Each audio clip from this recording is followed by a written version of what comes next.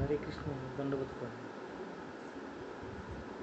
हरे कृष्ण वंशा कल्पतरुश्च कृपा सिन्धुभ्यः च पतितानां पावनेभ्यो वैष्णवेभ्यो नमो नमः। ज्ञानतिमिरान्धस्य ज्ञानगुणशलाकया चक्रवर्तितं येन तस्मै श्रीगुरवे नमः। श्रीचैतन्यमनोभीष्टं स्थापितं येन भूतले स्वयं रूपकदामनं ददाति शुभदातिङ्कं वन्देऽहं श्रीगुरुः श्रीयुतपदकमलं श्रीगुरुं वैष्णवांश्च श्रीरूपं साग्रजातं सर्वरघुनाथान्वितं तं सजीवं साद्वैतं सावधूतं परिजनसहितं कृष्णचैतन्यदेवं श्रीराधा कृष्णपादान् सर्वगणललिता श्रीविशाखान्वितांश्च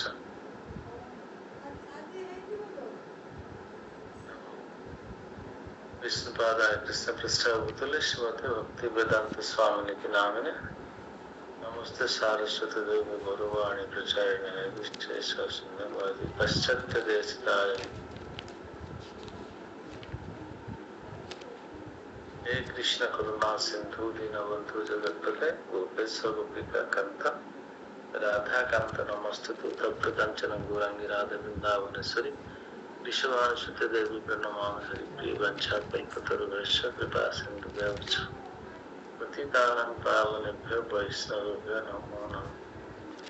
जय श्री कृष्ण चैतन्य प्रभु नित्यानंद श्री अद्वैत गदाधर शिवासादि गौर भक्त वृंद हरे कृष्ण कृष्ण कृष्ण हरे हरे हरे राम राम राम हरे हरे हरे कृष्ण कृष्ण कृष्ण हरे हरे हरे राम राम राम हरे हरे। ओम नमो भगवते वासुदेवाय। ओम नमो भगवते वासुदेवाय। भगवते वासुदेवाय। ओम ॐ नमो नमो भगवते भगवते वासुदेवाय। वासुदेवाय। ओम नमो भगवते वासुदेवाय। ओम ॐ नमो नमो भगवते भगवते वासुदेवाय। वासुदेवाय। हरे कृष्ण समवेत देवी सज्जन वृंद आज आम मान अध्ययन करवा दशम अध्याय भगवद गीता विभूति जोग the opulence of the absolute. अत्यंत गुरुत्वपूर्ण अध्याय। এই ଅଧ୍ୟାୟରେ ଭଗବାନ ତାଙ୍କର 82 ପ୍ରକାରର ବିଭୂତିକୁ ପ୍ରକଟ କରିଛନ୍ତି। ତେଣୁ ଏ ଅଧ୍ୟାୟକୁ ମୋଷ୍ଟ କନଫିଡେନ୍ସିଆଲ ନଲେଜ ବା ଗୁହ୍ୟତମ ଜ୍ଞାନ ବିଭାଗରେ ଯୁକ୍ତ କରାଯାନ୍ତି। ଭଗବାନ ଦ୍ୱିତୀୟ ଅଧ୍ୟାୟରୁ ଷଷ୍ଠ ଅଧ୍ୟାୟ ପର୍ଯ୍ୟନ୍ତ ଆମମାନଙ୍କୁ ଗୋପନୀୟ ଜ୍ଞାନ କହିଥିଲେ। ସପ୍ତମ ଅଷ୍ଟମରେ କଣ କହିଥିଲେ? ଗୁହ୍ୟତମ ଗୋପନୀୟତମ। ଏବଂ এই ଦୁଇ ଅଧ୍ୟାୟରେ ନବମ ଅଧ୍ୟାୟ ଦଶମ ଅଧ୍ୟାୟରେ ସର୍ବୋତ୍କୃଷ୍ଟ ଗୋପନୀୟ ମୋଷ୍ଟ କନଫିଡେନ୍ସିଆଲ ନଲେଜ। এই ଦୁଇ ଅଧ୍ୟାୟରେ କହୁଛନ୍ତି ଅତ୍ୟନ୍ତ ଗୁରୁତ୍ୱପୂର୍ଣ୍ଣ ଅଧ୍ୟାୟ। ତେଣୁ ଆମମାନେ ସମସ୍ତେ ଧ୍ୟାନର ସହିତ ଶ୍ରବଣ କରିବା ଏକାନ୍ତ ଆବଶ୍ୟକ। এই ଅଧ୍ୟାୟରେ 42ଟି ଭର୍ଜ ଅଛନ୍ତି। এই କ୍ରମରେ ଆମେ ଅଧ୍ୟୟନ କରିବା 1ରୁ 7। ଭଗବାନ କୃଷ୍ଣ ସବୁର ମୂଳ ଚତୁଶ୍ଲୋକୀ ଗୀତା এই ଅଧ୍ୟାୟରେ ଅଧ୍ୟୟନ କରିବା 8 ଠାରୁ 11 ଏବଂ ଅର୍ଜୁନଙ୍କର ଭଗବାନଙ୍କୁ ପ୍ରାର୍ଥନା 12ରୁ 18 ନମ୍ବର ଶ୍ଲୋକରେ। ତାପରେ 19ରୁ 42 ଭଗବାନ ତାଙ୍କର ସବୁ ବିଭୂତି ପ୍ରଦର୍ଶନ କରିବେ ଅର୍ଜୁନଙ୍କୁ। ଭଗବାନ ବାଚ ଭଗବାନ କହୁଛନ୍ତି। ଆଜି ଆମେ ଅଧ୍ୟୟନ କରିବା 12ରୁ 18 ନମ୍ବର ପର୍ଯ୍ୟନ୍ତ।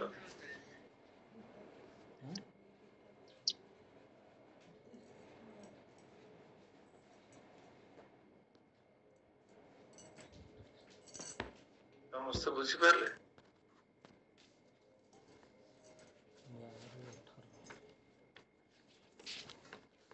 ସମସ୍ତେ ବର୍ତ୍ତମାନ ଭଗବଦଗୀତା पुस्तक अध्ययन करियो श्री भगवान को ऐश्वर्य श्री भगवान वाच श्लोक नंबर 1 रे भगवान कहउछंती वेव महाबाहो सुनु में परमं वच मोर परम गोपनीय विज्ञान तुम्हें अर्जुन श्रवण कर जत हम प्रियमानाय पक्षामि हित काम्यया तुम जीवन हित हब मंगल प्रदाय श्रवण मंगल प्रियमाणाय कहीं तुमको एक कथा कहूँ कारण तुम्हें मोर अत्यंत प्रियतम तुम्हें मोर प्राण धन गोपी मान भगवान कौन थे गोपी माने प्राण बल्लभा कृष्ण प्राण बल्लभा कृष्ण प्राण साधुगिरी हृदयमय साधुना हृदय तु अयम कृष्ण कहते साधु मान मोर हृदय एवं मो साधु मान हृदय से तुमको एक कथा मु प्रकाश करुछि तुम्हें आनंदर सहित आनंद अनुभव करिवो आनंदमय कथा भगवान कृष्ण पाद पद्म आनंदमय आनंद भगवान कृष्ण पाद पद्म आश्रय नहीं था तेणु जो मैंने कृष्ण भक्ति करूना केवे भी जीवन आनंद पाई पारे कारण आनंदर इनफॉरमेशन बा संज्ञा से पाखे ना पाखे इनफॉरमेशन ना नॉलेज ना आनंद कोटि मिले भगवान अच्छा आनंदमय वेदांत सूत्र कौन कहला आनंदमय अभ्यासात आनंदमय अभ्यासात आम समस्त आनंदमय दुख कथा आम सब दुखद जीवन यापन कर कारण कौन कारण भौतिक जगतर प्रभाव रे त्रिकोणमय भूत प्रकृतिर प्रभाव रे समस्त दुखाभिभूत जीवन यापन कर वास्तव आनंदमय कारण भगवान को सनातन अंश भगवान तो आनंदमय आम पाखे तो स्वाभाविक जेहेतु भगवान अंश भगवान गुण स्वाभाविक आम पाखे रही तो आनंदमय हवा कथा दुख कहीं भोग कर कृष्ण बहिर्भूत जीव जेहेतु भगवान से कृष्ण गोटे अलग आम आज जगत रे प्रत्येक मुहूर्त बारंबार बारंबार कौन कर दुख भोग कर वृत्त भूत प्रलीयते पुनः पुनः चर्वित चरुणा नाम बारंबार से जन्म मृत्यु से जरा व्याधि यही क्रम जीवन चर्या उन्मुक्त रही प्रभुपाद विशेष प्रदान करी ए भक्ति विज्ञान को आम प्रदान कले शास्त्र थे किंतु प्रकट होते प्रभुपाद महाराज ये सिलेबस को ऑर्गेनाइज करी सिक्वेंशियल क्रोनोलॉजिकली जहाँ जहाँ भक्ति जीवन में दरकार प्रस्तुत कले आम उत्सर्ग कले तेणु जो माने जीवन में भक्ति को आचरण करेंगे से स्वाभाविक भाव आनंद प्राप्त हेबे तापरे मते कहीं मो दुर्लभ कृष्ण दुर्लभ ताको सहज रे के बुझी पारंती नाही पूर्वर तो कहिसंती ना हम प्रकाश सर्वस्व योग माया समावृत ना भी जानती मूढ़ मते मूढ़ माने जानी पारंती नाही मु समस्त निज प्रकट भी करेनी से कथा भिन्न भाव भगवान कहते नमे विदुष्ट गणा सुर सुर सुर असुर असुर मान जो माने डिमन सुर मान जो माने देवता डेमिगॉड्स प्रभव महर्षय मोर प्रभाव मोर अपुलेंस मोर ऐश्वर्य मोर षडैश्वर्यपूर्ण मोर समस्त ऐश्वर्य ये माने सुरगणा सुर माने देवता माने जानी पारंती नाही महर्षि माने भी जानी पारंती नाही अहम आदि ही देवना महर्षिणांच सर्वस कारण मो सेमानकर आदि सेमाने जदि मो सहित शरणापन्न न होई मो पाखरु शिक्षा लाभ करिया पई बा मोर भक्त मानक ठारू शिक्षा लाभ करिया पई सेमाने योजना न करंती बा सेमाने प्रयास न करंती सेमानकु मो सहजरे मोर वैभव एवं मोर ऐश्वर्य प्रकाश करे नहीं मो सर्वत्र विद्यमान मो गोलक वृंदावन रे मो अंतरंगा स्वरूप रे सच्चिदानंद स्वरूप रे विद्यमान किंतु सेमाने मोर ए प्रभाव को बुझी पारंती नहीं ब्रह्म रुद्रादि इंद्र ब्रह्मांकर विमोहन लीला रे ब्रह्मा तो बुझ पारलेन भगवान ब्रह्मा साधारण जीवन नुहति गर्भोत्कच विष्णुकर ପଦ୍ମ ଗର୍ଭ ନାଭି ପଦ୍ମର ଜନ୍ମ। ବ୍ରହ୍ମା ପ୍ରଥମ ସୃଷ୍ଟ ଜୀବ, ଏତେ ପ୍ରଭାବଶାଳୀ, ସ୍ୱୟମ୍ଭୁ, ଲକ୍ଷ୍ମୀଙ୍କ ମାଧ୍ୟମରେ ପ୍ରକଟ ହେଇନାହାନ୍ତି, ସାକ୍ଷାତ ପ୍ରକଟ ହେଲେ, ତଥାପି ତାଙ୍କର ବିମୋହନ ହେଲା। କାହିଁକି ନା ଭୌତିକ ଜଗତର ପ୍ରଭାବରେ। ବହିର୍ଗତ ଶକ୍ତି ପ୍ରଭାବଶାଳୀ, ସିଏ ବି ଭଗବାନଙ୍କର ଶକ୍ତି। ଆପଣ ଯଦି ନିଶାପଡ଼ତାର ସହିତ ଭକ୍ତି ନ କରିବେ, undeviated, unknowledge devotional service, କେବେ ବି ଜାଣିପାରିବେ? ଇଏ କେବଳ ଗୋଟେ ଭକ୍ତି ଯାଜନ କରୁଛି ବୋଲି ଗୋଟେ କଣ ହବ? ଗୋଟେ ମ୍ୟାନିଫେଷ୍ଟେସନ, ଗୋଟେ ଅହେତୁକି ହରିର୍ବତୀ ଉତ୍ପାଦୟତି ଏବ କେବଲମ୍, କେବଳ ଗୋଟେ ଉତ୍ପାଦୟତି ଏବ କେବଲମ୍, ଗୋଟେ ଏକ୍ସପ୍ଲୋଜନ, ଗୋଟେ ବିସ୍ଫୋରଣ। ବାସ୍ତବରେ ଭକ୍ତି କିଛି ନାହିଁ। ସେଥିପାଇଁ ନିଶାପଡ଼ତାର ସହିତ ଭକ୍ତି କରିବା ଦରକାର। ମାଂଚ ଇୟ ଅବ୍ୟଭିଚାରେଣ ଭକ୍ତି ଯୋଗେନ ସେବତେ ସଗୁଣାନ ସମତ୍ତିତ୍ୟାନ ବ୍ରହ୍ମ ଭୂୟାୟ କଲ୍ପତେ। ତେଣୁ ବ୍ରହ୍ମଭୂତ ସ୍ତର ପ୍ରାପ୍ତ ହବା ଦରକାର। ସେଠି ଆମେ ଭଗବାନଙ୍କୁ ବ୍ରହ୍ମଭୂତ ପ୍ରସନ୍ନାତ୍ମା ନ ଶୋଚତେ ନ କାଙ୍କ୍ଷତେ ସମ ସଦ୍ବେଶଭୂତେଷୁ ମତ ଭକ୍ତି ଲଭତେ ପରାମ। ମୋର ପରମ ଭକ୍ତି ସେମାନେ ପ୍ରାପ୍ତ ହେବେ। ପୁଣି କୃଷ୍ଣ କହୁଛନ୍ତି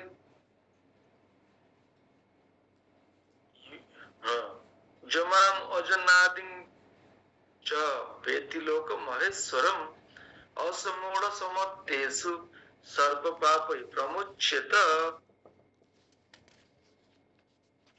जे मत अजन्मा अनादि एवं समस्त ब्रह्मांडर परम प्रभु रूपे जाने, ए मर्त्य लोकरे मानव मानक मध्य निसंदेह भाव समस्त प्रकार पाप कर्म प्रतिक्रिया मुक्त अटे।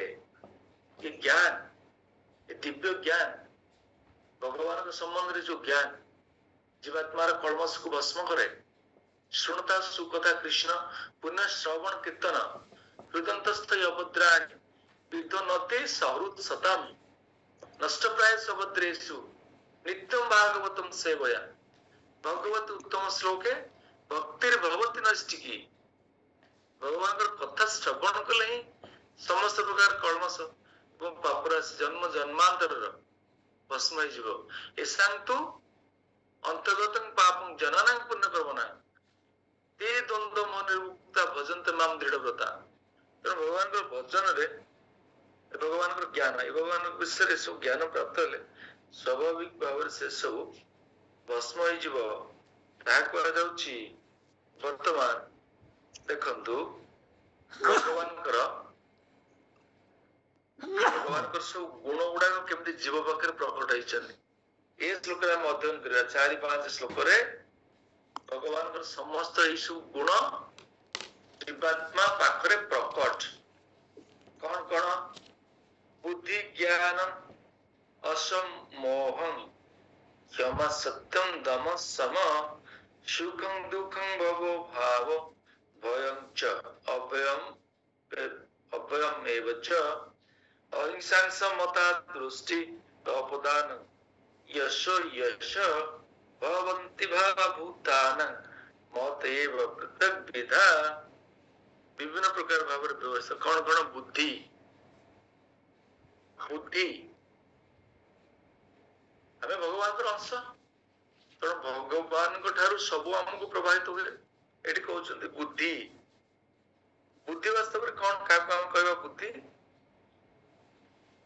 बुद्धि क्या कहवा? बुद्धि माने एक जिनिस को भल भाव बुझी पार बुद्धि मध्यम कौन से एक पदार्थ को भल रकम भाव विश्लेषण करी सठिक भाव बुझा बुद्धि कह जाए। जो इंटेलिजेंस कहते। ज्ञान क्या कह जाए? ज्ञान कौन? ज्ञान कौन? ज्ञान माने जड़ पदार्थ एवं आध्यात्मिक पदार्थ मध्य प्रभेद को जे जानी पारे तार ज्ञान अच्छी बोली कह जाए। एवं से ज्ञानी भौतिक ज्ञान प्राप्त होता व्यक्ति केवल ज्ञानी नुहे, भौतिकता एवं आध्यात्मिकता भितर प्रभेद से बुझी पारे ताकू ज्ञानी कह जाए। देखंतु ये सब शब्द गुड़ाक अपन व्यवहार करेंगे, जाना दरकार। आप पचार किए हूँ ज्ञानी कौन कहबे आपण आपण कहबे ऑक्सफोर्ड रू जे पीएचडी करके आसी से हूँ ज्ञानी कौन कहबे प्रभु ना कृष्ण से कहू ना कृष्ण कथा सत्य कृष्ण कौन कहले जे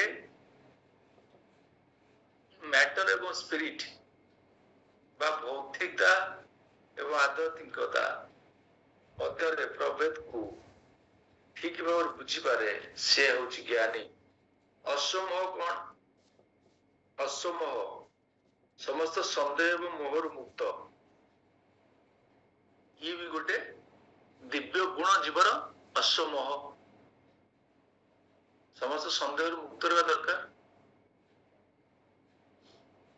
समस्त संदेह मुक्त रहा संशय आत्मा विनश्यति आप संदेह हेले विनाश हो भक्ति जीवन में संदेह करेंगे ना ये सब केमती क्या कह जाए असमोह समस्त संदेह मोहर मुक्ति ये गुण को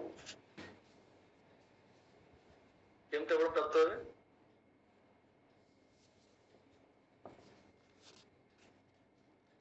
केमती आप प्राप्त हे असमोह गुण असमोह गुण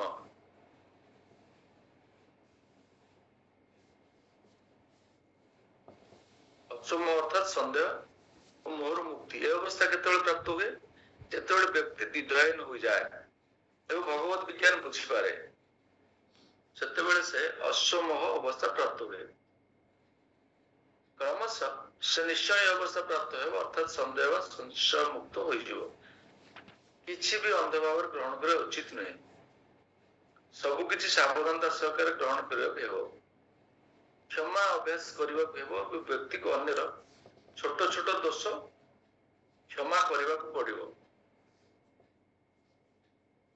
पति पत्नी प्रत्येक दिन झगड़ा हो पति कहूँ पत्नी को तू क्या मत एमती चाहिलु झगड़ा तू क्या मत एमती कथा कहलु से कथार अर्थ किसी ना मु बहुत सॉफ्ट है मत बहुत सॉफ्ट लगे झगड़ा है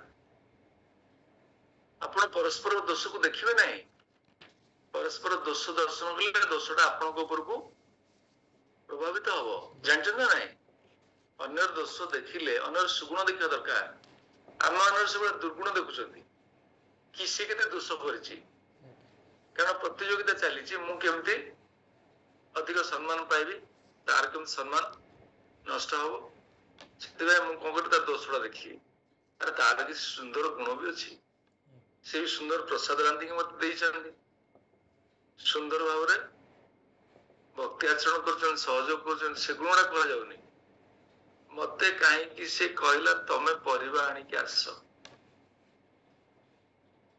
बुझीपार तो मत कहीं से कहला तुम्हें ये काम कर मत कहीं इंस्ट्रक्शन दिगला मत कहीं से कहला तमें देखा सिने स्टार भाई नुह आप वास्तव में सिने स्टार बोल क्या आप पत्नी आपको कहले कि आपको झगड़ा है अरे मत कौन एमती कह प्रत्येक परिवार विशेष भाव देखिए सब दोष परस्पर दोष को अधिक गुरुत्व दिया जो आजिकल गृहस्थाश्रम अनेक प्रकार समस्या सृष्टि होती भगवान कौन कहते दोष आप देखिए ना सत्य कहे सत्य केमती कहे सत्य कौन कहे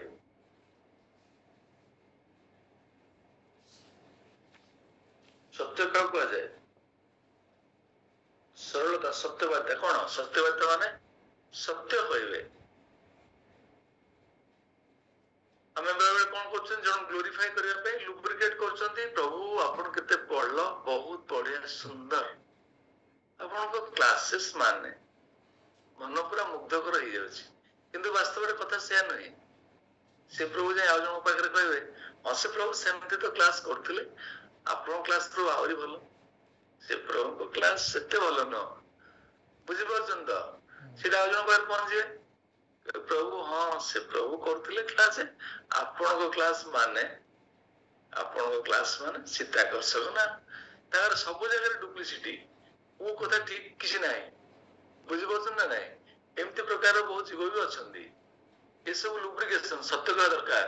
ନା ନା ନା ନା ନା, ସେ ପ୍ରଭୁଙ୍କର କ୍ଲାସ ବାସ୍ତବରେ ଶିକ୍ଷଣୀୟ ଅଛି। ଶାସ୍ତ୍ର ସମ୍ବନ୍ଧିତ ଶାସ୍ତ୍ରର ଆଧାରରେ ପ୍ରଭୁପାଦଙ୍କର ଭାବାବେଗକୁ ସେ ତାଙ୍କ ପ୍ରସଙ୍ଗରେ ରଖିକିରି ପ୍ରେଜେଣ୍ଟେସନ କରୁଛନ୍ତି। ତେଣୁ ସେ କ୍ଲାସ ଗୁଡାକ ଆମ ପାଇଁ ଶିକ୍ଷଣୀୟ ହଉଛି, ଆମମାନଙ୍କ ପାଇଁ ଭକ୍ତି ଜୀବନ ପାଇଁ ଅଧିକ ଫଳପ୍ରଦ ହଉଛି। ସତ୍ୟ କହିବା ଦରକାର ସବୁ ସ୍ଥାନରେ। ଆମେ ସତ୍ୟ କହୁନାହାନ୍ତି, କାହାକୁ କାହାକୁ ପ୍ରଶ୍ନ କରିବା ପାଇଁ ତାଙ୍କ ପାଖରେ ଯାହା ଦରକାର ତାହା କହୁଛନ୍ତି, ଆଉ କିଛି କଥାକୁ ଅପମିଶ୍ରଣ କରୁଛନ୍ତି। ଏଟା ସତ୍ୟ ନୁହେଁ। ଆପଣ ପତିକୁ କହିବେ, ପତିକୁ କଣ କହିବେ? ତମର ସବୁ ଗୁଣ ଭଲ ନୁହଁ, ସତ୍ୟ କହିବା ଦରକାର। ବେଳେ କହିବେ ନା ନା ନା, ତମେ ସର୍ବତ ଭାବ ପୁରା ବହୁତ ଭଲ, ତମର ଯୋଉ ଗୁଣ ସବୁ ଅଛି ନା ଅବର୍ଣ୍ଣନୀୟ। ମାନେ ଗ୍ଲୋରିଫିକେସନ ଚାଲିଲା ସକାଳୁ, କିଛି ପଇସା ପାଇବାର ଅଛି, ବୁଝୁ ନା ନାଇଁ? କିଛି ଗୋଟେ ପଇସା ପାଇବାର ଅଛି, 10,000 କି 20,000 ଟଙ୍କା ଦରକାର ଆଜି, ସେଟା ସେ ନ କହିକିରି ଏଇ ପ୍ରକାର ଡିପ୍ଲୋମାସି ବି ଚାଲିଛି। କେତେ ଜାଗାରେ ଦରକାର ଡିପ୍ଲୋମାସି, ଭକ୍ତି ଜୀବନରେ ସେୟା ନୁହେଁ। ସ୍ପଷ୍ଟବାଦୀ ହେବା ଦରକାର, ସତ୍ୟ କହିବେ, ସତ୍ୟ କହିବା ଦରକାର। ଏଠି ଭଗବାନ କହୁଛନ୍ତି ସୁସ୍ପଷ୍ଟ ଭାବରେ ସତ୍ୟ କୁହନ୍ତୁ, ସତ୍ୟବାଦିତାର ସହିତ। ସିଏ ହବ ଅସଂମୋହ ଆତ୍ମସଂଯମ। ତାପରେ ଆତ୍ମସଂଯମ କଣ? ସମ ଦମ। ସମ ମାନେ କଣ? ମନକୁ ନିୟନ୍ତ୍ରଣ କରିବା। ଦମ ମାନେ କଣ? ଇନ୍ଦ୍ରିୟ ମାନଙ୍କୁ ନିୟନ୍ତ୍ରଣ କରିବା। ସମ ମାନେ ମନକୁ ନିୟନ୍ତ୍ରଣ, ଦମ ମାନେ ଇନ୍ଦ୍ରିୟ ମାନଙ୍କୁ ଦମନ। এই দুইটা ଗୁଣ ସହିତ ଆମେ ସବୁ ଭକ୍ତି ଜୀବନକୁ ଆଚରଣ କରିବା ଦରକାର। ବୁଝିପାରୁଛି ନା ନାଇଁ? ଭବ ମାନେ ବାରମ୍ବାର ଜନ୍ମ ମୃତ୍ୟୁ। ଭବ ଶବ୍ଦ ଯୋଉଟା ଅଛି, ବୁଦ୍ଧି ଜ୍ଞାନ ସନ୍ଦେହ କ୍ଷମା। କ୍ଷମା କଣ? ଆମର ଅନ୍ୟର ଦୋଷ ଦେଖିବେ ନାହିଁ, ସତ୍ୟ କହିବେ। ଆତ୍ମସଂଯମ ଶାନ୍ତ ଭାବ। ସୁଖ ଦୁଃଖ, ଜନ୍ମ ମୃତ୍ୟୁ, ଭୟ, ନିର୍ଭୀକତା, ଅହିଂସା, ସମଭାବ, ସନ୍ତୋଷ, ତପସ୍ୟା, ଦାନ, ଯଶ, ଅଯଶ, ଏସବୁ ମୋ ଦ୍ୱାରା ସୃଷ୍ଟ। ଏସବୁ ଭଗବାନଙ୍କ ଠାରୁ ଆମମାନଙ୍କ ପାଖକୁ ପ୍ରବାହିତ ହେଇଛି। ଅହିଂସା ଶବ୍ଦ କେମିତି ଆମେ ବୁଝିବା? ଅହିଂସା କଣ? ଅହିଂସା ମାନେ କଣ? ଆପଣ ଏଭଳି କୌଣସି କାର୍ଯ୍ୟ କରିବେନି ଯାହା ଅନ୍ୟକୁ ଦୁଃଖ ଦବ, ତାକୁ ଅହିଂସା କୁହାଯାଏ।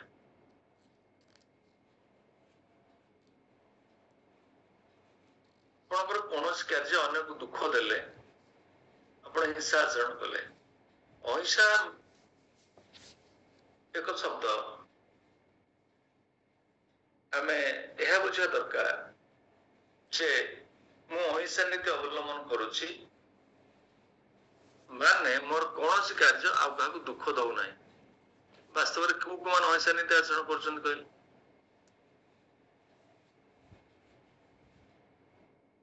ସମସ୍ତେ ହୋଲ କ୍ଲାସରେ ଅହିଂସା ଶବ୍ଦ ଅର୍ଥ ଲେଖା ହେଇଛି ଏଠି। ବ୍ୟକ୍ତି ଏପରି କାର୍ଯ୍ୟ କରିବା ଉଚିତ ନାହିଁ ଯାହା ଅନ୍ୟମାନଙ୍କୁ ଦୁଃଖ ଦେବ କିମ୍ବା ଗୋଳମାଳରେ ପକେଇବ, ଏହାକୁ ଅହିଂସା କୁହାଯାଏ। ନନ୍ ଭାয়োଲେନ୍ସ। ସମତା କହିଲେ ରାଗ ଦେଶରୁ ମୁକ୍ତିକୁ ବୁଝାଏ। ରାଗ ଏବଂ ଦ୍ୱେଷ, ରାଗ ମାନେ ଆଟାଚମେଣ୍ଟ, ଦେଶ ମାନେ ଏନଭି। ସମତା ଗୁଣ। ତୁଷ୍ଟି ବା ସନ୍ତୋଷ, ସନ୍ତୋଷ କାହାକୁ କୁହାଯାଏ? ଉଚ୍ଚତା କାର୍ଯ୍ୟ କରି ଅଧିକ ଭୌତିକ ପଦାର୍ଥ ଲାଭ କରିବାକୁ ଆକାଙ୍କ୍ଷିତ ହେବା ଉଚିତ ନୁହେଁ।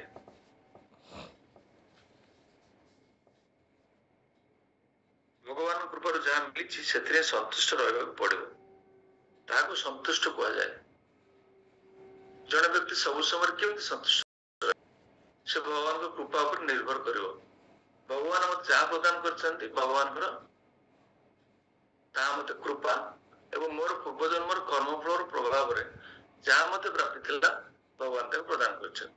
ଏଇ ଭାବନାରେ ଯେତେବେଳେ ଜଣେ ଜୀବନ ଯାପନ କରିବ ସେ ସବୁବେଳେ ସନ୍ତୁଷ୍ଟ ରହିବ। कोई संदेह नहीं सी तो कहब मु कम रोजगार करुच्ची अन्य मान बहुत रोजगार कर सुखर अच्छा दुखर अच्छे सी संतुष्ट पाइपर ना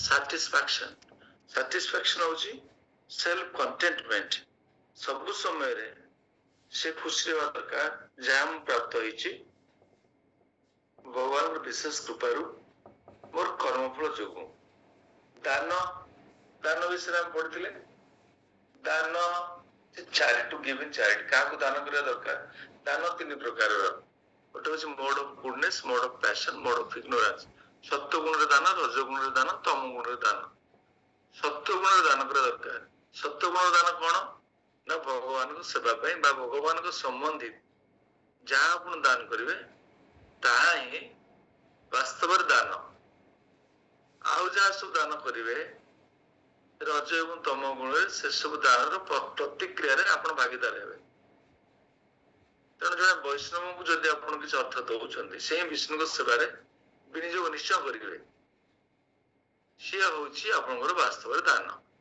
से दान कथा कहगला कृष्ण चेतना प्रसारण एवं प्रचारण आपणकर जदि अर्जित उपार्जित संपत्ति धन आप विनियोग करेंगे आप कॉन्फिडेंटली 100% कॉन्फिडेंट रहे जे मोर दान निश्चित भाव में सात्विक दान दानर मो कृपा निश्चय प्राप्त हेबे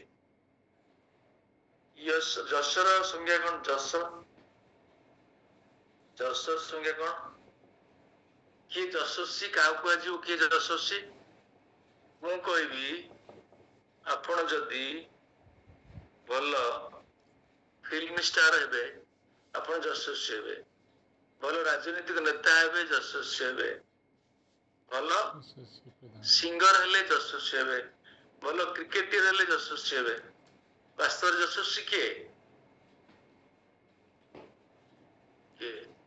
साधु किए साधु अच्छा वैष्णव भगवान भक्त एक कह चैतन्य महाप्रभु कही यशस्वी भगवान महान भक्त नारद महर्षि यशस्वी अर्जुन यशस्वी उद्धव यशस्वी रूप सनातन यशस्वी यशस्वी शब्द अर्थ जश भगवान गोटे ऐश्वर्य हूँ जश तेणु जो भक्त भगवान सेवा कर भगवान टाइम यशस्वी करदे अधिक जश आप प्राप्त हो पारे ना अरे जश भगवान गोटे अपुलेंस गोटे कौन षडैश्वर्य गोटे ऐश्वर्य तेणु जो भगवान को भक्ति कर भगवान यशस्वी निश्चय करेंगे ये सब सद्गुण कोड सृष्टि होची भगवान ठार सब उद्भव 6 नंबर श्लोक रे भगवान कहले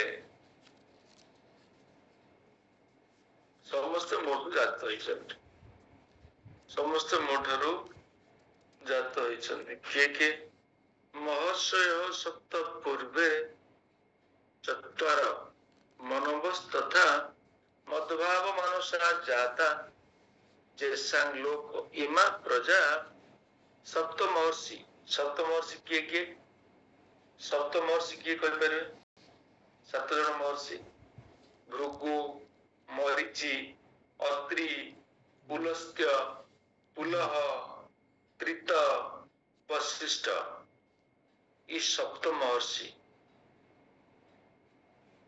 माने प्रारंभिक महर्षि तेणु कौन कह सब वंश परंपरा संबंधी एक संक्षिप्त वर्णना प्रथम जीव होती ब्रह्मा ब्रह्मा को अन्य नाम हूँ हिरण्य गर्भ ब्रह्मा को हिरण्य गर्भ कह जाए भगवान के शक्ति जात ब्रह्मा ठार सप्त महर्षि जात हेले मध्य सनत ସନକ, ସନନ୍ଦ, ସନାତନ, ସନତ କୁମାର 4 ଜଣ ମହର୍ଷି ମନୁଗୁଣ ଜାତ ହୋଇଥିଲେ। 25 ଜଣ ମହର୍ଷି ସମଗ୍ର ବିଶ୍ୱ ବ୍ରହ୍ମାଣ୍ଡରେ ଜୀବ ମାନଙ୍କର କୁଳପତି ନାମରେ ପରିଚିତ। ଅସଂଖ୍ୟ ବ୍ରହ୍ମାଣ୍ଡ ଅଛନ୍ତି। ଏଇ ହେଲେ ସପ୍ତ ଋଷି। ଏ ସମସ୍ତେ ପିତାମହ ବ୍ରହ୍ମାଙ୍କଠାରୁ ସୃଷ୍ଟ। ପିତାମହ ବ୍ରହ୍ମା ବିଷ୍ଣୁଙ୍କଠାରୁ ସୃଷ୍ଟ। ବିଷ୍ଣୁ ଭଗବାନଙ୍କର ସମ୍ପ୍ରସାରଣ, ଏକ୍ସପାନେସନ କୃଷ୍ଣଙ୍କର। ତାପରେ ଭଗବାନ କହୁଛନ୍ତି ମୋର ଶକ୍ତି କଥା ଯିଏ ଜାଣେ, ଇତାଂ ବିଭୂତି ୟୋଗଂ ଚ ମମ ୟୋ ବ୍ୟତୀତ ତତ ସବିକଳ୍ପେନ ୟୋଗେନ ୟୁଜ୍ୟତେ ନାତ୍ର ସଂଶୟ। ଯେ ତତ୍ତ୍ୱ ମୋର ଐଶ୍ୱର୍ଯ୍ୟ ବା ବୈଭବ ଏବଂ ଶକ୍ତି କଥା ଜାଣେ, ସୈଦ୍ଧାନ୍ତିକ ଭକ୍ତି ଯୋଗ ମାର୍ଗରେ ସେବାରତ ହୁଏ, ଏଥିରେ କୌଣସି ସନ୍ଦେହ ନାହିଁ। ଭଗବାନଙ୍କର ଶକ୍ତି ବିଷୟରେ ଜାଣିଲେ ଆପଣଙ୍କର ଭଗବାନଙ୍କ ପ୍ରତି ପ୍ରେମଟା ସିନା ସ୍ୱାଭାବିକ ଭାବରେ ପ୍ରକଟ ହବ।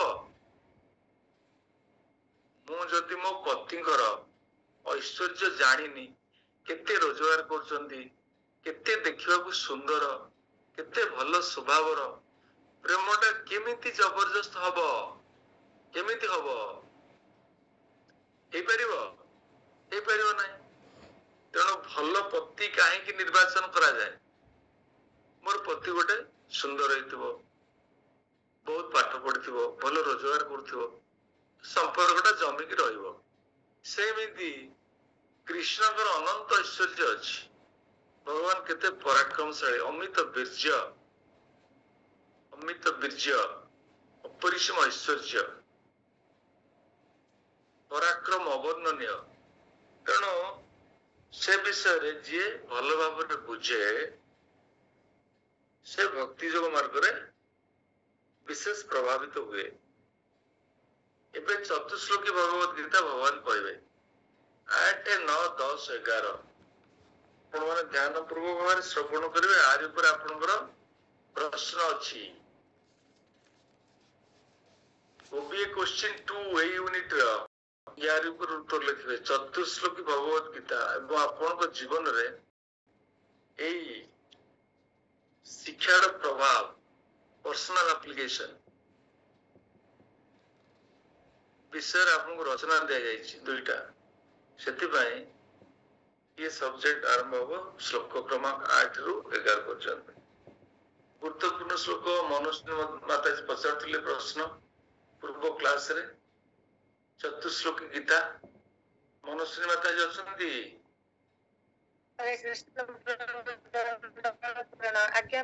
ଚତୁଶ୍ଲୋକୀ ଭଗବତ ପଚାରୁଥିଲେ। ଆଜ୍ଞା। ଏବେ ଆରମ୍ଭ ହେଲେ ଚତୁଶ୍ଲୋକୀ ଭଗବତ ଗୀତା।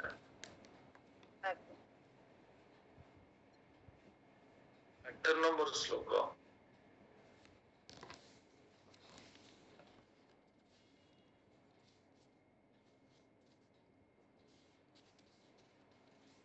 ବିଷ୍ଣୁ ମାତାଜୀ ଅଧ୍ୟୟନ କରୁନାହାନ୍ତି? अहं सर्वस्य प्रभव मत सर्वं प्रवर्तते इति मत्वा भजन्ते मां बुधाभाव समन्विता। ସମସ୍ତ ଚିତ୍ ଜଗତ ଏବଂ ଭୌତିକ ଜଗତର ଉତ୍ପତ୍ତି ସ୍ଥଳ ମୁଁ। ସମସ୍ତେ ମୋ ଠାରୁ ଉତ୍ପନ୍ନ ହୁଅନ୍ତି। ଯେଉଁ ପଣ୍ଡିତଗଣ ଏହା ଭଲ ଭାବରେ ଜାଣନ୍ତି, ସେମାନେ ଭକ୍ତି ଯୋଗ ମାର୍ଗରେ ମୋର ସେବାରତ ହୁଅନ୍ତି ଏବଂ ପ୍ରେମ ଓ ଶ୍ରଦ୍ଧା ସହିତ ମୋର ପୂଜା କରନ୍ତି। ବୁଝିପାରିଲେ? ଅହଂ ସର୍ବସ୍ୟ ପ୍ରଭବ। ଅହଂ ସର୍ବସ୍ୟ ପ୍ରଭବ। ପ୍ରଭବ ମାନେ ଉତ୍ପତ୍ତି ସ୍ଥଳ। ପୁଣି କିଛି ଭକ୍ତ ମାନେ ବ୍ରହ୍ମ ଜ୍ୟୋତିରେ ଲୀନ ହୋଇଛନ୍ତି। ମୁଁ ତାଙ୍କୁ ବାରମ୍ବାର କହୁଛି ବ୍ରହ୍ମ ଜ୍ୟୋତିରେ ରୁହନ୍ତୁ ନାହିଁ। ବ୍ରହ୍ମ ଜ୍ୟୋତିରେ ରହିଲେ ଭକ୍ତି କମିଯିବ। ସେ ତଥାପି ସେ ପ୍ରକାର ଗୁଣ ଛାଡୁନାହାନ୍ତି। ବହୁତ କେୟାରଫୁଲି ବୁଝିବା ଦରକାର ଭଗବତ ଗୀତା। ସୁଇଚ ସବୁବେଳେ ଭିଡିଓ କରିବେ, କ୍ଲାସରେ ରହୁଛନ୍ତି ମାନେ ଆପଣ ଅନ୍ୟ ଆକ୍ଟିଭିଟିଜରେ ଇନଭଲ୍ଭ କରି କ୍ଲାସ କଲେ କ୍ଲାସ କିଛି ବୁଝିପାରିବେ, କେବେ ବୁଝିପାରିବେ ନାହିଁ। ଭାବନ୍ତୁ ଯେ 2-3ଟା ଆକ୍ଟିଭିଟି ସାଙ୍ଗରେ ନେଇକିରି ମୁଁ କ୍ଲାସଟା କରିବି, ଅସମ୍ଭବ। ହେଲା ସେଥିରେ ଅପରାଧ ରହିବ, ଅସୁବିଧା ଅଛି। ତେଣୁ ସେଥିପାଇଁ ଯଦି ଆପଣ ସମୟ ପାଉନାହାନ୍ତି ବରଂ କ୍ଲାସ ନ ଆସିବା ଭଲ। ମ୍ୟାନେଜମେଣ୍ଟ କରିକି ଭଗବତ ଗୀତା କ୍ଲାସ କରାଯାଏ। ବାରମ୍ବାର କହୁଛି ଗୋଟେ ପଏଣ୍ଟ, ମ୍ୟାନେଜମେଣ୍ଟ କରନ୍ତୁନି। You not try to adjust yourself because these are directly Krishna's opulences. Krishna ତାଙ୍କୁ ଦର୍ଶନ କରୁଛନ୍ତି।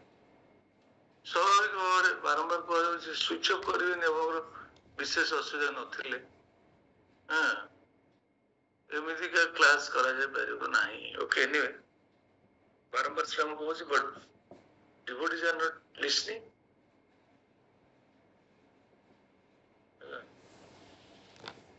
ଅହମ୍ ସର୍ବସ୍ୟ ପ୍ରଭବ, ଅହମ୍ ମାନେ ମୁଁ। କୃଷ୍ଣ କହୁଛନ୍ତି ମୁଁ ସର୍ବସ୍ୟ ପ୍ରଭବ, ମୋ ଠାରୁ ସବୁ ସୃଷ୍ଟି, ମୋ ଉତ୍ପତ୍ତି ସ୍ଥଳ। ଯେତେବେଳେ ପ୍ରକୃତି ସୃଷ୍ଟି ହେଇନଥିଲା ମୁଁ ହିଁ ଥିଲି, ମୁଁ ଅଜନ୍ମା। ଏ ଶ୍ଲୋକର ବହୁତ ଗଭୀର ଭାବ ଅଛି।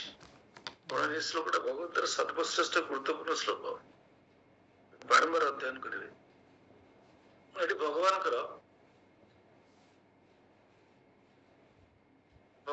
ସ୍ୱରୂପ, ଭଗବାନଙ୍କର ସ୍ୱଭାବ, ଭଗବାନଙ୍କର ସ୍ୱରୂପ, ଭଗବାନଙ୍କର ସ୍ୱରୂପ ପ୍ରକଟ ହଉଛି। ଭଗବାନ ବାସ୍ତବରେ କିଏ? ତେଣୁ ମୁଁ ହଉଛି ଅଜନ୍ମା, ମୁଁ ସୃଷ୍ଟି ପୂର୍ବରୁ ମୁଁ ହିଁ ଥିଲି, ମୋ ଠାରୁ ସବୁ ସୃଷ୍ଟି। ମୁଁ ପୂର୍ଣ୍ଣ, ପୂର୍ଣ୍ଣମିଦଂ ପୂର୍ଣ୍ଣମାଦାୟ ପୂର୍ଣ୍ଣସ୍ୟ ପୂର୍ଣ୍ଣମ୍ ଉଦଶ୍ୟତେ। ମୁଁ ହିଁ ପୂର୍ଣ୍ଣ, ମୁଁ ସମ୍ପୂର୍ଣ୍ଣ ଭାବରେ ପୂର୍ଣ୍ଣ। ମତ ସର୍ବଂ ପ୍ରବର୍ତ୍ତତେ, ମତଃ ମୋ ଠାରୁ ସବୁ ସୃଷ୍ଟି, ମୁଁ ସବୁର ଉତ୍ପତ୍ତି ସ୍ଥଳ ଏବଂ ମୋ ଠାରୁ ସବୁ ସୃଷ୍ଟି। କୃଷ୍ଣ ବଳରାମକୁ ଏକ୍ସପାଣ୍ଡ କଲେ ପ୍ରଥମେ ଗୋଲକ ବୃନ୍ଦାବନରେ, ତାଙ୍କ ଠାରୁ ସୃଷ୍ଟି କଲେ ଚତୁର୍ବ୍ୟୁହ, ଚତୁର୍ବ୍ୟୁହଙ୍କ ଠାରୁ ନାରାୟଣ, ନାରାୟଣଙ୍କ ଠାରୁ ଦ୍ୱିତୀୟ ଚତୁର୍ବ୍ୟୁହ, ଦ୍ୱିତୀୟ ଚତୁର୍ବ୍ୟୁହଙ୍କ ଠାରୁ ମହାସଂକର୍ଷଣଙ୍କ ଠାରୁ ସୃଷ୍ଟି ହେଲେ କାରଣୋଦକସାୟ ବିଷ୍ଣୁ, ଗର୍ଭୋଦକସାୟ ବିଷ୍ଣୁ, କ୍ଷୀରୋଦକସାୟ ବିଷ୍ଣୁ। ଦେଖନ୍ତୁ, ତେଣୁ କୃଷ୍ଣ ମୂଳ, କୃଷ୍ଣସ୍ତୁ ଭଗବାନ ସ୍ୱୟଂ। ଆମେ ଯେ ଅଧ୍ୟୟନ କଲେ ବୃହତ ଭାଗବତ ଅମୃତ, ଚୈତନ୍ୟ ଚରିତାମୃତ, ସମସ୍ତ ଶାସ୍ତ୍ରର ଗୋଟେ ସିଦ୍ଧାନ୍ତ, କୃଷ୍ଣ ହଉଛନ୍ତି ସମସ୍ତ ଉତ୍ପତ୍ତିର ସ୍ଥଳ, କୃଷ୍ଣ ହଉଛନ୍ତି ଅରିଜିନ, କୃଷ୍ଣ ହଉଛନ୍ତି ଫାଉଣ୍ଡେସନ, କୃଷ୍ଣ ଠାରୁ ସବୁ ସୃଷ୍ଟି। ମତ ସର୍ବଂ ପ୍ରବର୍ତ୍ତତେ, ଏଇ କଥାକୁ ଯୋଉମାନେ ଦୃଢତାର ସହିତ ଗ୍ରହଣ କରନ୍ତି, ଶାସ୍ତ୍ର ଅଧ୍ୟୟନ କଲା ପରେ ଇତିମତ୍ୱା ଭଜନ୍ତେ ମା, ଏହି କଥାକୁ ଜାଣି ଯୋଉମାନେ ମୋର ଭଜନ କରନ୍ତି, ବୁଦ୍ଧା ଭାବ ସମନ୍ବିତା, ବୁଦ୍ଧା ଭାବ ସମନ୍ବିତା, ସେମାନେ ମୋର ବାସ୍ତବରେ ଭକ୍ତି କରୁଛନ୍ତି ବା ପ୍ରେମ ଶ୍ରଦ୍ଧା ସହିତ ମୋର ପୂଜା କରନ୍ତି। ଏଇ ଜ୍ଞାନର ସହିତ ଏଠି ଆମକୁ କଣ ଜ୍ଞାନ ଦିଆଗଲା? ଭଗବାନଙ୍କ ସହିତ ସମ୍ବନ୍ଧ ଜ୍ଞାନ, ମାନେ ଆମେ ଭଗବାନଙ୍କର ଅଂଶ, ଆମେ ଭଗବାନଙ୍କର ସନାତନ ଅଂଶ। ଯଦି ଭଗବାନ ସବୁର ସ୍ରଷ୍ଟା, ତାହେଲେ ମୁଁ ବି ଭଗବାନଙ୍କର ସୃଷ୍ଟି, ମୋର ପିତୃଦେବ ବି ସୃଷ୍ଟି, ମୋର ସବୁ ବଂଶଧର ମାନ ସମସ୍ତେ ବି ସୃଷ୍ଟି, ଏ ଜଗତରେ ସବୁ ଜୀବ ଭଗବାନଙ୍କର ସୃଷ୍ଟି। ତେଣୁ ଭଗବାନ ସମସ୍ତଙ୍କର ପ୍ରପିତାମହ, ଭଗବାନ ଯେମିତି ଭାବରେ ଆପଣଙ୍କ ଭାବରେ ପ୍ରପିତାମହ, ଭଗବାନ ଆପଣଙ୍କର ପ୍ରେମିକ, ଭଗବାନ ଆପଣଙ୍କର ସ୍ୱାମୀ, ଭଗବାନ ଆପଣଙ୍କର ସଖା, ଭଗବାନ ଆପଣଙ୍କର ମାତା, ପିତା, ପୁତ୍ର, ଯେମିତି ଭାବରେ ଆପଣ ଭଗବାନ ନେଇପାରିବେ।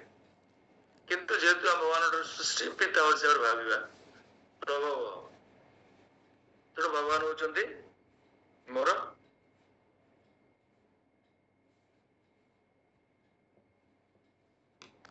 ଉତ୍ପତ୍ତିର ସ୍ଥଳ। ସେଥିପାଇଁ ମୁଁ ଯେହେତୁ ଭଗବାନର ସୃଷ୍ଟି, ଭଗବାନ ପୂର୍ଣ୍ଣ ଏବଂ ଭଗବାନଙ୍କର ଅଂଶ, ମୋର ଧର୍ମ ହେଲା ଭଗବାନଙ୍କର ସେବା କରିବା। ସେବା ବର୍ତ୍ତମାନ ସେବାରୁ ବିଚ୍ୟୁତ ହେଇଯାଇଛି। ତେଣୁ ଭଗବାନଙ୍କ ସହିତ ଜୀବନ ସମ୍ବନ୍ଧ ଜ୍ଞାନ ଏଠି ପ୍ରକଟ ହେଲେ। ଦେଖନ୍ତୁ, ଗୋଟେ ତତ୍ତ୍ୱ ଆସିଯିବ, ସମ୍ବନ୍ଧ ଜ୍ଞାନ, ଜୀବାତ୍ମା ସହିତ ଭଗବାନଙ୍କର ଦିବ୍ୟ ସମ୍ବନ୍ଧ, ଗୋଟେ ନିତ୍ୟ ସମ୍ବନ୍ଧ ରହିଛି। ଏଇ ଶ୍ଲୋକ ଚତୁର୍ଶ୍ଲୋକୀ ଭଗବତ ଗୀତାର ଏଇ ପ୍ରଥମ ଶ୍ଲୋକରେ ଜୀବ ସହିତ ଭଗବାନଙ୍କର ସମ୍ବନ୍ଧ ପ୍ରକାଶିତ ହେଲେ ଆମେ ଯାହା କହୁଛନ୍ତି ସମସ୍ତ ଶାସ୍ତ୍ର ତିନି ପ୍ରକାର ତତ୍ଵର ଆଧାରିତ, ଗୋଟେ ସମ୍ବନ୍ଧ, ଗୋଟେ ଅଭିଧେୟ, ଗୋଟେ ହେଲା ପ୍ରୟୋଜନ, ହେଲା ସମ୍ବନ୍ଧ ଜ୍ଞାନ। କିନ୍ତୁ ଆମେ ଭଗବାନଙ୍କ ଠାରୁ ବହିର୍ଭୂତ ହେଇଯାଇଛନ୍ତି, ଭଗବାନଙ୍କ ଠାରୁ ଭୁଲି ଯାଇଛନ୍ତି। ଏବେ ଆମେ ଦେଖନ୍ତୁ ତାପରେ ଶ୍ଲୋକରେ ଭଗବାନ ଭକ୍ତି ବିଷୟରେ କହିଲେ, ଅଭିଧେୟ। ଏହି ଜ୍ଞାନକୁ ଆଶ୍ରୟ କରି, ଏହି ଜ୍ଞାନକୁ ଆଶ୍ରୟ କରି ମୋର ଭକ୍ତମାନେ କଣ କରନ୍ତି କେମିତି ଦେଖନ୍ତୁ। ମଚ୍ଚିତା ମଦ୍ଗତ ପ୍ରାଣା ବୋଧୟନ୍ତ ପରସ୍ପରମ୍। ମଚ୍ଚିତା, ମୋ ସହିତ ଚିତ୍ତ, ମୋ ସହିତ ମନ ବୁଦ୍ଧିକୁ ଯୁକ୍ତ କରି, ଚିତ୍ତ ମଚ୍ଚିତ ମଦ୍ଗତ ପ୍ରାଣା, ମୋ ସହିତ ସେମାନେ ସମ୍ପୂର୍ଣ୍ଣ ଭାବରେ ଯୁକ୍ତ ହୋଇ, ବୋଧୟନ୍ତ ପରସ୍ପରମ୍, ସେମାନେ କଣ କରନ୍ତି? ଭକ୍ତ ସଙ୍ଗ କରନ୍ତି। ମୋ ପ୍ରସଙ୍ଗର କଥା ହଉନି, ମୋର ପ୍ରଭାବ ବିଷୟରେ, ମୋର ବୈଭବ ବିଷୟରେ, ମୋର ଷଡ଼ୈଶ୍ୱର୍ଯ୍ୟ ବିଷୟରେ, ମୋର ଅମିତ ବୀର୍ଯ୍ୟ ବିଷୟରେ ସେମାନେ କଥା ହୁଅନ୍ତି। ମୋର ଗୁଣଗାନ କରନ୍ତି, ମୋର କୀର୍ତ୍ତି ବର୍ଣ୍ଣନା କରନ୍ତି, ମୋର ରୂପ ଗୁଣ ଲୀଳା ସବୁ ବର୍ଣ୍ଣନା କରନ୍ତି, ଆନନ୍ଦିତ ହୁଅନ୍ତି। ବୋଧୟନ୍ତ ପରସ୍ପରମ୍, କଣ ସେମାନେ ପାଆନ୍ତି?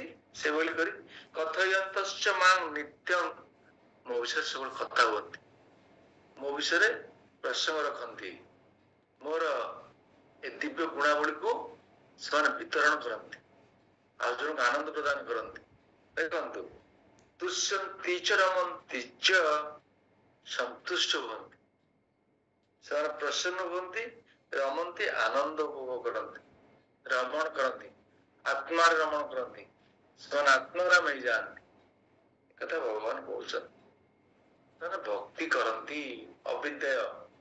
ପ୍ରଥମେ ସମ୍ବନ୍ଧ କଥା କହିଲେ, ଅଭିଧେୟ ଜ୍ଞାନ, ସେ ଭକ୍ତି କଥା କହିଲେ। ଭକ୍ତି କଲେ ସିନା ଆପଣ ଆନନ୍ଦ ପାଇବେ। ଭଗବାନଙ୍କୁ ଭଜନ କଲେ, ଭଜନ ଭଗବାନଙ୍କର ଗୁଣଗାନ କରିବା, ଯୋଉ ଗୁଣଗାନ କରୁଛନ୍ତି, ଆମେ କୀର୍ତ୍ତନ କରୁଛନ୍ତି, ଆପଣମାନେ ଶ୍ରବଣ କରୁଛନ୍ତି, ଇଏ ତ ଭକ୍ତି ଅଙ୍ଗ, ଭକ୍ତିର ଗୁରୁତ୍ୱପୂର୍ଣ୍ଣ ଅଙ୍ଗ। ଏଥିରେ ଜୀବ ଆନନ୍ଦିତ ହୁଏ। ଆପଣମାନେ ଆନନ୍ଦ ପାଉଛନ୍ତି ନା ଦୁଃଖ ପାଉଛନ୍ତି? ଆନନ୍ଦ ପାଉଛୁ। ଆନନ୍ଦ ପାଉଛନ୍ତି। କାହିଁକି ଆନନ୍ଦ ପାଇଲେ? ବିଚାର କରନ୍ତୁ, କେମିତି ଆନନ୍ଦ ପାଇଲେ? ଭଗବାନ ଦିବ୍ୟ ଜ୍ଞାନ। ଦେଖ ଭଗବାନ କଣ କହୁଛନ୍ତି, ଦେଖନ୍ତୁ ବାସ୍ତବତାରେ କେମିତି ଆମ ପାଖରେ ପହଞ୍ଚୁଛି ଭଗବାନଙ୍କର କଥା, କୋରିଲେଟ କରନ୍ତୁ। ଏଇ ଯୋଉ ଭଗବାନଙ୍କର କଥା ସେମାନେ ସବୁ ପ୍ରସଙ୍ଗ ଆଲୋଚନା କରନ୍ତି, ପ୍ରଶ୍ନୋତ୍ତର ମାଧ୍ୟମରେ ବି ତାକୁ ସେମାନେ ସମ୍ପୂର୍ଣ୍ଣ ଭାବରେ ବୁଝନ୍ତି, ଦିବ୍ୟ ଆନନ୍ଦ ଆସ୍ୱାଦନ କରନ୍ତି। ସେମାନେ ତୁଷ୍ୟନ୍ତି ଚ ରମନ୍ତି ଚ, ସନ୍ତୁଷ୍ଟ ହୁଅନ୍ତି ଏବଂ ଆତ୍ମାରାମ ହୁଅନ୍ତି, ଆତ୍ମାରେ ରମଣ କରନ୍ତି, ଅନନ୍ତ ଆନନ୍ଦ ପ୍ରାପ୍ତ ହୁଅନ୍ତି, ଦିବ୍ୟାନନ୍ଦରେ ସେମାନେ ତଲ୍ଲୀନ ହେଇଯାଆନ୍ତି। କଥା ଭଗବାନ କହୁଛନ୍ତି। ଏ ଭକ୍ତିର କଥା, ଏ ଅଭିଧେୟ ପ୍ରସଙ୍ଗ। ପ୍ରଥମ ଶ୍ଲୋକରେ ସମ୍ବନ୍ଧ ଜ୍ଞାନ କହିଲେ, ଦ୍ୱିତୀୟରେ ଅଭିଧେୟ ପ୍ରକାଶ କଲେ। ଏହି ପ୍ରକାର ଗ୍ରାମରେ ଆପଣ ମାନଙ୍କ ଦ୍ୱାରା ପ୍ରଭାବିତ ହୋଇ ପ୍ରତ୍ୟେକ ଦିନ ସେଥିପାଇଁ କଣ କରିବା ଦରକାର? ପ୍ରତ୍ୟେକ ଦିନ ସୁସ୍ପଷ୍ଟ ଭାବରେ ଭଗବାନଙ୍କର ଦିବ୍ୟ ନାମକୁ ବ୍ରହ୍ମ ମୁହୂର୍ତ୍ତ ରେ ବା ବ୍ରହ୍ମ ମୁହୂର୍ତ୍ତର ଆଖପାଖ ସମୟରେ ଆପଣ ପ୍ରତ୍ୟେକ ଦିନ ଜପ କରିବା ଦରକାର। ଜପ କରିବେ ଏଇ ଜ୍ଞାନରେ, ଭଗବାନ ବାସ୍ତବରେ ମୋର, ଭଗବାନ ମୋର ସବୁଠାରୁ ଅତ୍ୟନ୍ତ ପ୍ରିୟତମ, ମୁଁ ଭଗବାନଙ୍କର ଜଣେ ସୃଷ୍ଟ ଜୀବ, ମୁଁ ଭଗବାନଙ୍କର ଅଂଶ, ଭଗବାନ ମୋର ପ୍ରପିତାମ, ମୁଁ ଭଗବାନଙ୍କର ନିଶ୍ଚୟ ସେବା କରିବି। ସିଏ ହଉଛନ୍ତି ଆଦି। ବ୍ରହ୍ମା କଣ କହିଲେ? ଈଶ୍ୱର ପରମ କୃଷ୍ଣ ସଚ୍ଚିଦାନନ୍ଦ ବିଗ୍ରହ ଅନାଦି ଆଦି ଗୋବିନ୍ଦ ସର୍ବ କାରଣ କାରଣ। ତାଙ୍କର ଅନ୍ତରଙ୍ଗ ଶକ୍ତି, ତିନୋଟି ଶକ୍ତି। ସେ ଶକ୍ତି କଣ? ସମ୍ବିତ, ଲାଦିନୀ, ସାନ୍ଦିନୀ। ଜ୍ଞାନ ଶକ୍ତି ଭଗବାନଙ୍କ ପାଖରେ, ଆନନ୍ଦମୟ ଶକ୍ତି, ଆନନ୍ଦ ଶକ୍ତି ଭଗବାନଙ୍କ ପାଖରେ ଏବଂ ଧାରଣ ଶକ୍ତି ଭଗବାନଙ୍କ ପାଖରେ। ତେଣୁ ଭଗବାନ ହିଁ ଆନନ୍ଦମୟ। ମୁଁ ଭଗବାନଙ୍କର ଭଜନ କଲେ ଆନନ୍ଦ ପାଇବି, ଭଗବାନଙ୍କର ଭକ୍ତି କରି ଆନନ୍ଦମୟ ହେବି, ଜନ୍ମ ମୃତ୍ୟୁ ଜରା ବ୍ୟାଧିରୁ ନିଜକୁ ବିମୁକ୍ତ ରଖିବି, ତାହା ହିଁ ମୋ ଜୀବନର ପୂର୍ଣ୍ଣ ସଫଳତା। ଏଇ ପ୍ରକାର ଜ୍ଞାନରେ ମୁଁ ଭଗବାନଙ୍କର ଭକ୍ତି ନିଶ୍ଚୟ କରିବି, ଆଉ ତାହା ହିଁ କେବଳ ଭକ୍ତି ମାଧ୍ୟମରେ ସମାହିତ ହେଇପାରିବ, ଅନ୍ୟ କୌଣସି ବିକଳ୍ପ ପନ୍ଥା ହିଁ ନାହିଁ। ସେଥିପାଇଁ ଭଗବାନ ଏଠି ଅଭିଦ୍ୟ ବିଜ୍ଞାନ ବିଷୟରେ ଏ ଶ୍ଲୋକରେ ଆମ ମାନଙ୍କୁ ସୂଚନା ପ୍ରଦାନ କଲେ ଅର୍ଜୁନଙ୍କ ମାଧ୍ୟମରେ। ତାପରେ 10 ନମ୍ବର ଶ୍ଲୋକରେ କହିଲେ କଣ କହିଲେ, ଆସନ୍ତୁ ଦେଖିବା। ତେଷାଂ ସତତ ୟୁକ୍ତାନାଂ ଭଜତାଂ ପ୍ରୀତିପୂର୍ବକମ୍ ତଦାମେ ବୁଦ୍ଧି ଓକଂ ଏନ ମାମ୍ ଉପୟନ୍ତି ତେ।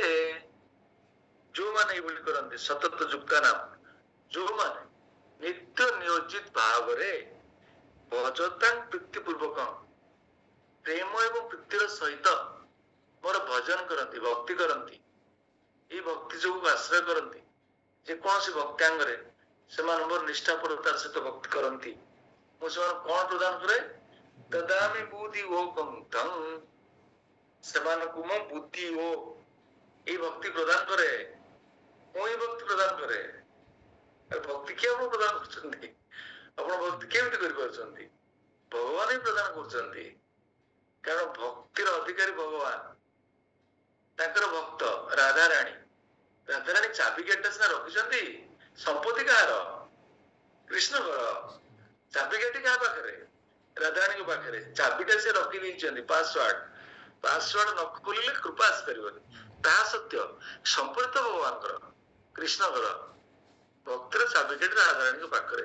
ସେଥିପାଇଁ ଆପଣ ଗୁରୁଙ୍କର ଆଶ୍ରିତ ହଉଛନ୍ତି। ଗୁରୁବାକ୍ଷ୍ଟକମ୍, ରୂପ ଗୋସ୍ୱାମୀଙ୍କର 64 ଭକ୍ତାଙ୍ଗର ପ୍ରଥମ 3ଟି ଭକ୍ତାଙ୍ଗ, ଜଣେ ଗୁରୁଙ୍କୁ ଆଶ୍ରୟ କର, ଗୁରୁଙ୍କ ଠାରୁ ଦୀକ୍ଷା ଗ୍ରହଣ କର ଏବଂ ଗୁରୁଙ୍କର ଆଦେଶକୁ ପାଳନ କର, କ୍ରମାନ୍ୱୟରେ 3ଟା। ତେଣୁ କୃପାକଷ୍ଟକମ୍ ଆମେ କଣ ହଉଛି, ଆମେ ପ୍ରଥମେ ଗୁରୁ ଗ୍ରହଣ କରିବା ଦରକାର। ଗୁରୁ ତଦ୍ବିଧି ପ୍ରଣିପାତନ ପରିପ୍ରଶ୍ନ ସେବେ ଉପଦେକ୍ଷନ୍ତି ତେ ଜ୍ଞାନମ୍ ଜ୍ଞାନୀନ ତतो ଦର୍ଶିନ एव अधिगच्छति तत् विज्ञानार्थम अधिगच्छति। जो विद्वान से गुरुदेव पाखक प्रथमे अग्रसर हेबे, ताको ग्रहण करेंगे, भक्ति विज्ञान शिक्षा लाभ करेंगे। कारण भक्ति विज्ञान चाबिकाठी गुरुदेव पाखरे, से राधाराणी के रिप्रेजेंट करती, से राधाराणी के रिप्रेजेंटेटिव। आमे सब कौन गोपी भर्तुर पद कमल दास दासान दास, आमे दास मानकर दास मानकर दास मानकर दास मानकर दास मानकर दास मानकर दास मानकर दास सत्य महाप्रभु। तेणु राधाराणी केते दास अच्छी, मोर गुरुदेव राधाराणी दास, राधाराणी मोर गुरुदेव राधाराणी दासानुदास। मोर गुरुदेव होचंदी सेवक भगवान, कृष्ण होचंदी सेव्य भगवान। मोर गुरुदेव कृष्ण सेवा कर, मोर गुरुदेव ताको गुरुदेव सेवा करती, ताको गुरुदेव ताको गुरुदेव सेवा करती, ताको गुरुदेव ताको गुरुदेव सेवा करती, तापरे ताको गुरुदेव कृष्ण सेवा करती। कृष्ण ठारू विज्ञान परंपरा क्रम मो पाखु प्रवाहित होउछि। परंपरा क्रम गुरु माध्यम दिव्य विज्ञान, ये भक्ति योग विज्ञान प्रवाहित हुए। तेणु मु भक्ति आज करुछि माने ए कृष्णकर दुर्लभ संपत्ति मते गुरुदेव प्रदान करछन्ती, कृष्ण ठारू संग्रह करी मते प्रदान करछन्ती। परंपरा क्रम मु से परंपरा आश्रय नहीं, मु से दिव्य विज्ञान प्राप्त हेबी, जीवन रे परम सफलता निश्चिंत भाव में मते मिली पारिबो। एठी कुआगला। तेणु भगवान कौन करते, रेसिप्रोकेट करछन्ती, कृष्ण प्रेम प्रदान करिवे। बुद्धि योग भक्ति योग मान कृष्ण प्रेम, एठी कौन गला प्रयोजन तत्व कुआगला। बुझी पारले ना नहीं? इस श्लोक कौन कुआगला, प्रयोजन विषय कुआगला। प्रथम श्लोक संबंध विषय कुआगला, द्वितीय श्लोक अविद्या विषय कुआगला, इस श्लोक प्रयोजन मुहि भक्ति ददामि बुद्धि योगं। बुद्धि योग मान भक्ति योग, बुद्धि योग मान आउ किछि भिन्न नहीं, बुद्धि योग मान भक्ति योग मुहि सेवन प्रदान करे। माम उपयन्ति ते, सेमाने मो पाखक आसी परिबे, जहा माध्यम रे सेमानकु तो प्राप्त हेबे। आपण तो भक्ति योग देई देले, बुद्धि योग देई देले, कृष्ण प्रेम आपण देई देले, से ताकू प्राप्त हे गेले। आवश्यक कोन ତଥାପି କୃଷ୍ଣ କହୁଛନ୍ତି ହଁ ସେମାନେ ଗୋଲ ବୃନ୍ଦାବନକୁ ଆସିବେ, ମୋ ପାଖରେ ସେମାନେ ନିଶ୍ଚିନ୍ତ, ମୋ ପାଖରେ ନିଶ୍ଚିନ୍ତ ନିତ୍ୟ ଜୀବନ ସେମାନେ ମୋ ସହିତ ରହିବେ, ମୋର ନିତ୍ୟ ଲୀଳାରେ ସେମାନେ ପ୍ରବେଶ କରିବେ, ନିତ୍ୟ ମୁକ୍ତ ଜୀବ ହେଇଯିବେ। ଯେମିତି ଶିଳ ପ୍ରଭୁପାଦ ଯେମିତି ଜୀବନରେ ସଫଳତା ପ୍ରାପ୍ତ ହେଲେ। ତାପରେ ଶ୍ଲୋକରେ କଣ କହୁଛନ୍ତି, ତେଷାମେବ ଅନୁକମ୍ପାର୍ଥଂ ଅହମଜ୍ଞାନଜଂ ତମଃ ନାଶୟାମି ଆତ୍ମଭାବସ୍ଥୋ ଜ୍ଞାନ ଦୀପେନ ଭାସ୍ୱତା। ସେଇ ପ୍ରয়োଜନ ଜ୍ଞାନ କଥା ବି ଏ ଶ୍ଲୋକରେ କହିଲେ। ଯୋଡି ସବୁ ଶ୍ଲୋକକୁ ବ୍ୟବହାର କଲେ। ପ୍ରଥମ ଶ୍ଲୋକକୁ ବ୍ୟବହାର କଲେ ସମ୍ବନ୍ଧ ଜ୍ଞାନ ବିଷୟରେ, ଦ୍ୱିତୀୟ ଶ୍ଲୋକକୁ ଅଭିଧେୟ ବା ଭକ୍ତି ବିଷୟରେ, ତୃତୀୟ ଚତୁର୍ଥ ଶ୍ଲୋକକୁ ଭଗବାନ କହିଲେ ପ୍ରୟୋଜନ ବିଷୟରେ। କାରଣ ପ୍ରୟୋଜନ ଗୁରୁତ୍ୱପୂର୍ଣ୍ଣ, ଭକ୍ତିର ଫଳଟାକୁ ଟିକେ ବାଣ୍ଟିଲା ବେଳେ ଅଧିକ କହିବା କଥା ନା ନାଇଁ। ଫଳଟାକୁ ଯେତେବେଳେ ବାଣ୍ଟିବେ, ଓ ଆମ୍ବଟା କେତେ ଟେଷ୍ଟି ହେଇଛି, ଡେଲିସିୟସ୍, ଥରେ ଦେଇଦେବେ, ଆଉ ଥରେ ଛଡେଇ ଆଣିକି ପୁଣି ଆଉ ଥରେ ଦେଇଦେବେ। କାହିଁକି ନା ସେଇଠି ଅଛି କଣ, ସେଠି ଅଛି କଣ, ରସ ଜ୍ଞାନ, ରସ ସେଠି ଅଛି, ଆନନ୍ଦ ସେଠି ଅଛି, ରିଜଲ୍ଟ, ସେଟା ଅଛି ଫଳ। ଭଗବାନ ଦିଥର କହିଲେ ତେଷାମେବ ଅନୁକମ୍ପାର୍ଥଂ ଅହମଜ୍ଞାନଜଂ ତମଃ, ସେମାନଙ୍କ ପ୍ରତି ଅନୁକମ୍ପା ବଶତଃ, ଅନୁକମ୍ପା ସ୍ୱାଭାବିକ, ସେମାନଙ୍କର ପ୍ରିୟଜନ, ସେମାନଙ୍କର ମୋ ପ୍ରତି ପ୍ରେମ ପ୍ରକଟ ହେଇଛି, ସେମାନଙ୍କୁ ଭଲ ପାଉଛନ୍ତି। ଅଜ୍ଞାନଜ, ହୃଦୟରେ ରହି, ମୁଁ ସେମାନଙ୍କ ହୃଦୟରେ ରହି ଉଜ୍ଜଳ ଜ୍ଞାନ ଦୀପ ସାହାଯ୍ୟରେ ଅଜ୍ଞାନତାରୁ ଯା ଅନ୍ଧକାରକୁ ନାଶ କରେ। ସେମାନଙ୍କ ପ୍ରତି ଅନୁକମ୍ପା ବଶତଃ ମୁଁ ସେମାନଙ୍କର ହୃଦୟରେ ରହି, ଏଠି କଣ ଭଗବାନ କହିଲେ, ଏଠି ଟିକେ ଭିନ୍ନ କଥା କଣ କହିଦେଲେ କି, ନା ମୋର ସନ୍ଦେହ ହଉଛି। ପରମାତ୍ମା କଥା କହିଲେ, ହୃଦୟ ଭିତରେ କିଏ ଅଛନ୍ତି, ପରମାତ୍ମା। କିନ୍ତୁ ବୈଷ୍ଣବ ହୃଦୟରେ କିଏ, ଗୋବିନ୍ଦ। ଯଦିଓ ପରମାତ୍ମା ସ୍ୱରୂପରେ ଭଗବାନ ସମସ୍ତଙ୍କ ହୃଦୟରେ ପ୍ରକଟ ହେଇଛନ୍ତି, କିନ୍ତୁ ବୈଷ୍ଣବ ଭଗବାନଙ୍କୁ ଗୋବିନ୍ଦ ଭାବରେ, ସ୍ୱୟଂ ଭଗବାନ, ପୂର୍ଣ୍ଣ ଭଗବାନ ଭାବରେ ସବୁବେଳେ ଆସ୍ୱାଦନ କରେ। এই কথাটা গুরুত্বপূর্ণ ভাବରେ, ମୁଁ ସେମାନଙ୍କ ହୃଦୟରେ ପରମାତ୍ମା ଆକାରରେ ଅବସ୍ଥିତ, କିନ୍ତୁ ସେମାନେ ମତେ ଆସ୍ୱାଦନ କରୁଛନ୍ତି ମୁଁ ପୂର୍ଣ୍ଣ ଭଗବାନ। ବୈଷ୍ଣବ ହୃଦୟ ସଦା ଗୋବିନ୍ଦ ବିଶ୍ରାମ, ସାଧାରଣ ଜୀବ ହୃଦୟରେ ପରମାତ୍ମା ବିଶ୍ରାମ, ବୈଷ୍ଣବ ହୃଦୟରେ ଗୋବିନ୍ଦ ବିଶ୍ରାମ। କଥାରେ ବ୍ୟତିକ୍ରମତା କେମିତି ହବ, କହିଲେ ସେ କଥା ହୃଦୟରେ ତ ପ୍ରକଟ ହେବେ ପରମାତ୍ମା ସ୍ୱରୂପରେ, ସେ ପରମାତ୍ମା ସ୍ୱରୂପରେ ମତେ ଭକ୍ତ ଦର୍ଶନ କରିବନି। ମୋର ଯେ ଭକ୍ତି ଯୋଗକୁ ଯାଜନ କରୁଛି, ସେ ମତେ ଦର୍ଶନ କରିବ କୋଉ ସ୍ୱରୂପରେ, ସଚ୍ଚିଦାନନ୍ଦ ଭଗବାନ ସ୍ୱରୂପରେ। ଏ କଥାର ଭାବାର୍ଥକୁ ଆପଣ ଏଇ ଭାବରେ ବୁଝିବେ। ମୁଁ ତ ସମସ୍ତ ଅଜ୍ଞାନତାକୁ ଅନୁକମ୍ପା ପ୍ରଦାନ କରି, କୃପା ପ୍ରଦାନ କରି, ଗୁରୁ କୃଷ୍ଣ ପ୍ରସାଦ ପାୟ ଭକ୍ତି ଲତା ବୀଜ, ଯୋଉ ଭକ୍ତି ଲତା ରୂପକୁ ବୀଜଟା ଜଣେ ଭକ୍ତ ପ୍ରାପ୍ତ ହୁଏ ଗୁରୁ ଏବଂ କୃଷ୍ଣଙ୍କ କୃପାରେ। ଭଗବାନ ସେ କଥା କହୁଛନ୍ତି ଅନୁକମ୍ପା, ଅନୁକମ୍ପା ମାନେ କୃପା, ମୁଁ କୃପା ପ୍ରଦାନ କରେ। ଗୁରୁଦେବଙ୍କ କୃପା ଏବଂ କୃଷ୍ଣଙ୍କର କୃପା ଯୋଗୁଁ ସମସ୍ତ ଅଜ୍ଞାନତା ଭସ୍ମ ହେଇଯାଏ। ସମସ୍ତ ଅଜ୍ଞାନତା ଭସ୍ମ ହେଲା ପରେ ତ ଜ୍ଞାନ ଦୀପ ପ୍ରଦାନ କରେ। ଜ୍ଞାନ, ଭକ୍ତି ଜ୍ଞାନ, ଭକ୍ତି ବୁଦ୍ଧି ଓ ପ୍ରଦାନ କରି ତାକୁ କଣ କରେ, ସମ୍ପୂର୍ଣ୍ଣ ଭାବରେ ମୁଁ ପ୍ରଦାନ କରେ ଏ ଭକ୍ତି ବିଜ୍ଞାନ, ଯାହା ମାଧ୍ୟମରେ ସେ ମତେ ପ୍ରାପ୍ତ ହୁଏ। ମୋର ଭକ୍ତି ଯାହା ଅନନ୍ତ ଆନନ୍ଦ ଆସ୍ୱାଦନ କରେ ଏବଂ ଜୀବନରେ ପରମ ପୁରୁଷାର୍ଥ, ପଞ୍ଚମ ପୁରୁଷାର୍ଥ ପ୍ରାପ୍ତ ହୁଏ, ଯାହା କୁହାଯାଏ ପୂର୍ଣ୍ଣ ସଫଳତା ଜୀବନରେ। ଏ ପର୍ଯ୍ୟନ୍ତ ଚତୁଶ୍ଲୋକୀ ଭଗବତ ଗୀତା ଆପଣଙ୍କ ଜୀବନରେ ଏହାର ପ୍ରଭାବ ଆମମାନଙ୍କ ଜୀବନ ଏଠି ଭଗବାନ ସମ୍ବନ୍ଧ ଅବିଦ୍ୟା ପ୍ରୟୋଜନ ବିଷୟରେ କହିଲେ ଏ ମୋଷ୍ଟ କନଫିଡେନ୍ସିଆଲ ନଲେଜ ଭଗବତ ଗୀତାର ଏଇ 4 ଶ୍ଲୋକରେ ସମ୍ପୂର୍ଣ୍ଣ ଭଗବତ ଗୀତାକୁ ଆମେ ଏକ୍ସପାଣ୍ଡ କରିପାରିବା ଉନ୍ମୋଚନ କରିପାରିବା ସମ୍ପୂର୍ଣ୍ଣ ଭଗବତ ଗୀତା ଏଇ 4ଟି ଶ୍ଲୋକରେ ସୀମିତ ବିସ୍ତାର ଭାବରେ ବର୍ଣ୍ଣନା କରାଯାଇଛନ୍ତି କିନ୍ତୁ ଏଇ 4ଟି ଶ୍ଲୋକକୁ ସେଥିପାଇଁ ଚତୁଶ୍ଲୋକୀ ଭଗବତ ଗୀତା କୁହାଯାଏ ସେମିତି ଭାଗବତମରେ ଚତୁଶ୍ଲୋକୀ ଭାଗବତମ ଅଛନ୍ତି ଚତୁଶ୍ଲୋକୀ ଭାଗବତମ କୋଉଠି କୋଉଠି ଅଛନ୍ତି 2.9.33 ରୁ 36 2.ଦ୍वितीय अध्याय भागवतम अत्र सर्ग माने सृष्टि ये जो कॉस्मस विश्व सृष्टि संरचना प्रथम कैंटो रु पंचम कैंटो पर्यंत अपन सृष्टि विषय भागवतम रे श्रवण करिवे सृष्टि तत्व केतोटी तत्व पर भागवतम आधारित अत्र सर्ग विसर्गश्च स्थान पोषण मुक्तये वनांतर शान कथा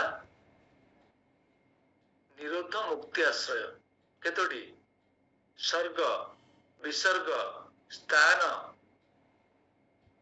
पोषण उत्तय मनंतर ईशान कथा निरोध मुक्ति आश्रय 10टी तत्व पर भागवत एवं प्रथम जो संरचना सृष्टि प्रथम स्कंद भागवतम पंचम स्कंद भागवतम पर्यंत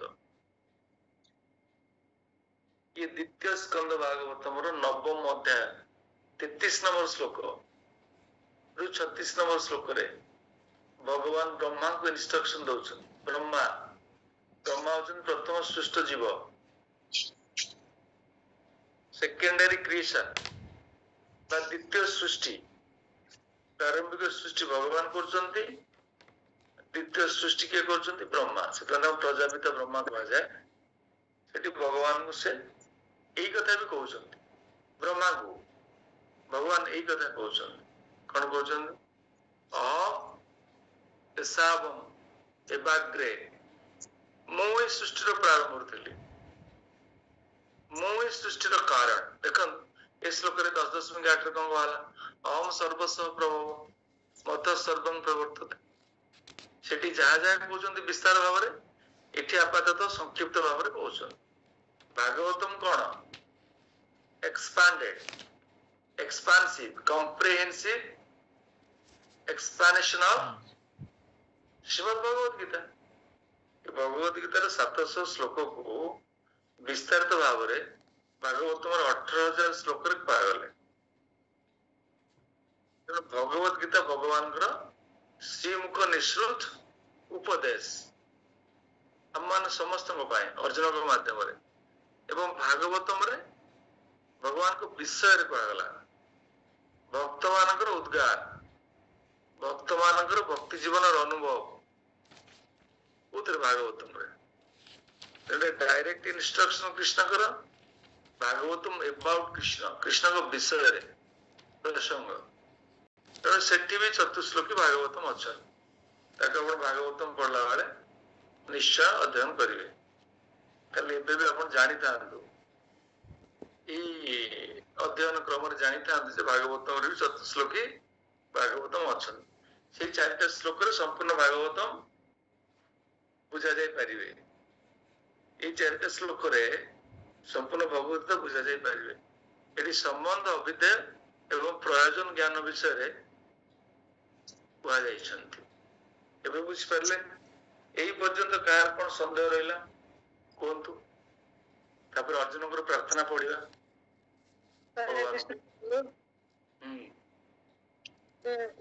जो 10टा करे सर्व विसर्ग स्थान पोषण उद्धार तापर लिखि परलिनी भागवत मारे पळेली छाडे पळेलेनी सेरा काय होचंदी हम तो गीता क्लास चलची सेटा मु कहि दिला मु बुझिबा पई सेटा वर सिलेबस रे नाही विसर्गश्च स्थानं पोषणम् उत्पये मनंतर शानु कथा निरोध मुक्ति आश्रय।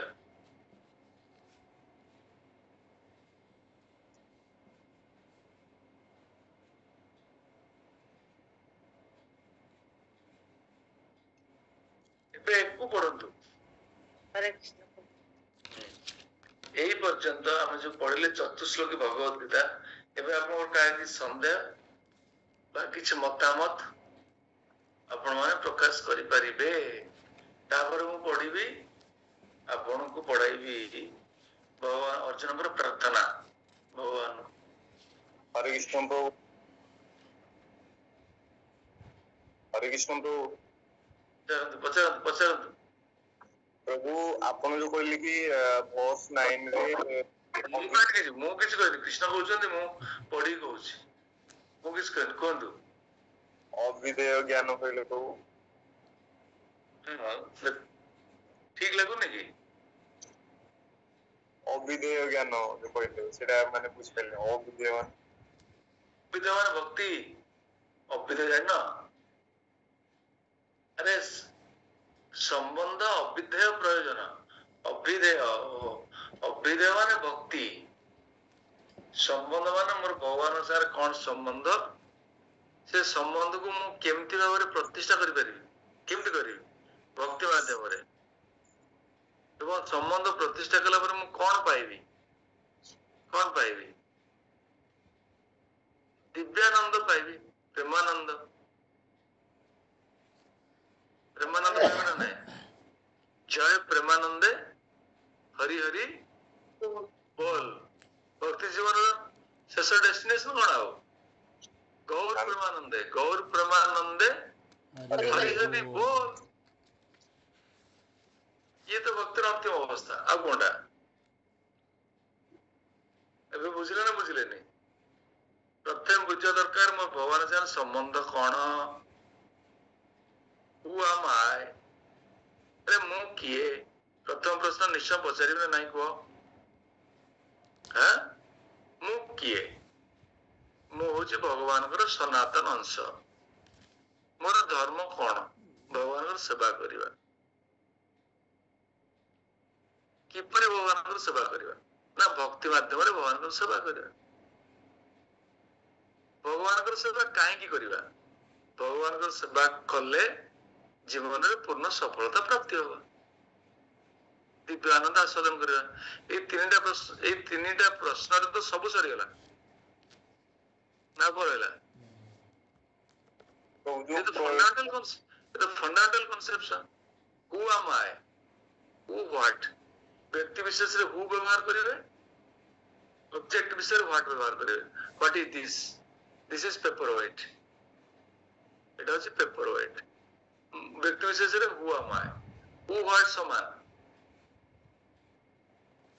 ये ज्ञान कौन मोर मो विषय कौन मोर ज्ञान मु किए मु हूँ आत्मा मो भगवान सनातन अंश मोर धर्म हूँ भगवान सेवा करवा किंतु मु सेवा करूना कौन पाई करूना अनंत काल करूना भगवान भूली जाइए किपरि करी भक्ति माध्यम करी किपरि माने हाओ तापर प्रश्न निश्चय आसो कहीं करी गोटे पर्पज ना करी कौन पाई कहीं करी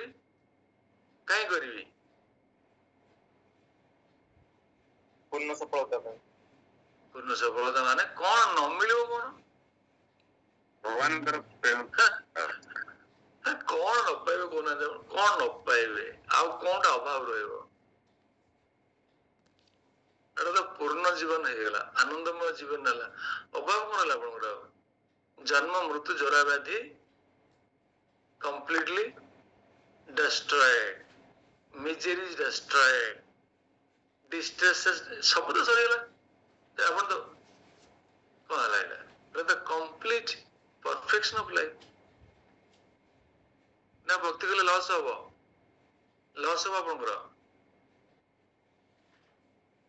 अपन धर्म टा को कौन करछंती भूली जाइछन करुणा लॉस हो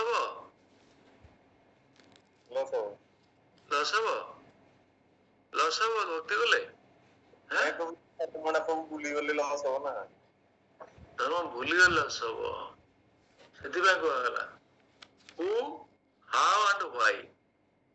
ଏ ତିନିଟା ପ୍ରଶ୍ନର ଉତ୍ତର ଏଥିରେ ମିଳିଲା ନା ନାହିଁ? ତିନି ଚତୁର୍ଶ୍ଲୋକୀ ଭଗବତ ଗୀତାରେ ଆଜ୍ଞା ପ୍ରଭୁ। ମିଳିଲା ନା ନାହିଁ?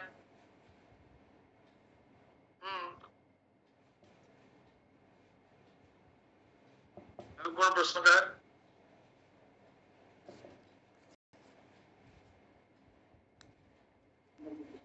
ଆଉ କିଛି ପ୍ରଶ୍ନ ନାହିଁ? ଆପଣମାନେ ବୁଝୁଛନ୍ତି ନାଇଁ? ମୁଁ ବି ବୁଝିପାରୁନି ଆପଣମାନେ ବୁଝୁଛନ୍ତି ନାଇଁ। ମୁଁ ବୁଝିପାରୁନି ବୁଝୁଛନ୍ତି ନାଇଁ। ପ୍ରଶ୍ନ ଅଛି ନା ପ୍ରଶ୍ନ କିଛି ନାହିଁ ଆଉ?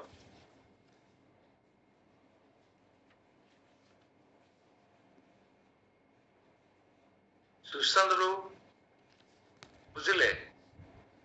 प्रभु हरे कृष्ण दंडवत प्रणाम। हाँ बुझिली प्रभु। हरे कृष्ण। ଏ ପୁରା ଗୀତାର ସାରା କଥା ଏଇଠି ଅଛି ଆଉ ପୁରା। ଏଇଠି ଅଛି ନା ରଖିଛନ୍ତି ଭଗବାନ? ଏଇ ଶ୍ଲୋକଟା ଭଲ ଲାଗୁଛି ପ୍ରଭୁ ମାନେ ଚତୁର୍ଶ୍ଲୋକୀ ଭଗବତ ଗୀତା ସେଥିପାଇଁ ଆଜ୍ଞା। ଯେ ମୁଁ ଆପଣଙ୍କୁ ବର୍ତ୍ତମାନ ଦିଟା ଗ୍ରୁପରେ ଡିଭାଇଡ କରିଦଉଛି ନା ତିନିଟା ଗ୍ରୁପରେ କରିଦଉଛି। ଆପଣ ଚତୁର୍ଶ୍ଲୋକୀ ଭଗବତ ଗୀତାରୁ କଣ ଜ୍ଞାନ ପ୍ରାପ୍ତ ହେଲେ, ଆପଣଙ୍କ ଭକ୍ତି ଜୀବନରେ କିଭଳି ଭାବରେ ଆପଣ ଆଜି ପର୍ଯ୍ୟନ୍ତ ବ୍ୟବହାର କରିଛନ୍ତି ଏବଂ ଭକ୍ତି ଜୀବନରେ କଣ ପ୍ରାପ୍ତି ହେଇଛନ୍ତି। ଆଉ ଥରେ ଶୁଣନ୍ତୁ ପ୍ରଶ୍ନ। ଚତୁର୍ଶ୍ଲୋକୀ ଭଗବତ ଗୀତାରୁ ଆପଣ ମାନେ କଣ ଜ୍ଞାନ ପ୍ରାପ୍ତ ହେଲେ, ଆପଣଙ୍କର ଭକ୍ତି ଜୀବନରେ ଏଇ ଚତୁର୍ଶ୍ଲୋକୀ ଭଗବତ ଗୀତାର ଜ୍ଞାନ ବା ନଲେଜକୁ କିଭଳି ଭାବରେ ପ୍ରୟୋଗ କରିଛନ୍ତି ଏବଂ ଆଜି ପର୍ଯ୍ୟନ୍ତ କଣ ଫଳ ଆପଣ ପ୍ରାପ୍ତ ହେଇଛନ୍ତି। ମୁଁ ଆପଣଙ୍କର ବର୍ତ୍ତମାନ ଗ୍ରୁପକୁ ଡିଭାଇଡ କରିଦେବି ତିନିଟା ଗ୍ରୁପରେ। ତିନିଟା ବ୍ରେକଆଉଟ ରୁମରେ ମୁଁ ଡିଭାଇଡ କରିଦେବି। 14 ଜଣ ଅଛନ୍ତି। ହଁ, ଯୋଉ ଗ୍ରୁପରେ ଯିଏ ରହିବେ ସେମାନେ ଡିସ୍କସନ କରିବେ।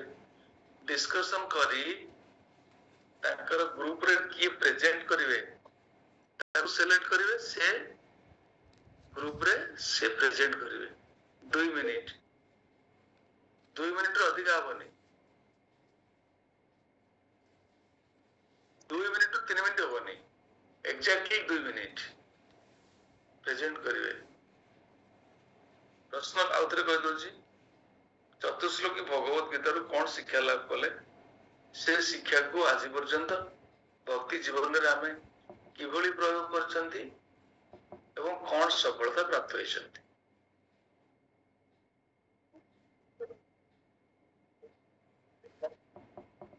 ପ୍ରଥମ ରୁମରେ ରହିଲେ ଗୋଲ୍ଡି ରାଣୀ ମାତାଜୀ, ଜୟଲକ୍ଷ୍ମୀ ସେଠୀ ମାତାଜୀ, ମନସ୍ୱିନୀ ମହାନ୍ତି ମାତାଜୀ, ରୋମାନୀ ଦାସ ମାତାଜୀ, ସୁଦାମ ପ୍ରଧାନ ପ୍ରଭୁଜୀ।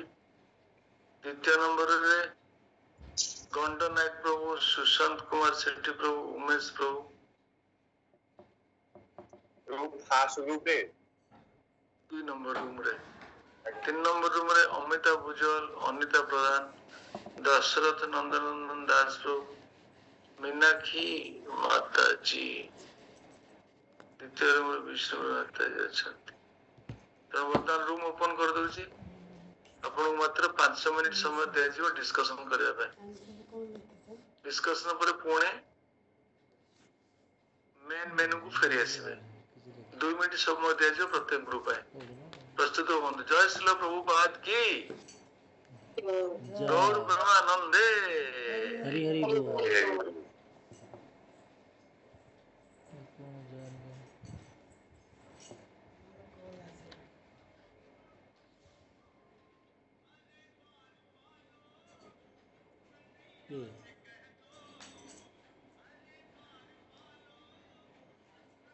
ଝିଅ ନା ଉପାୟ କଥା ହେଇକି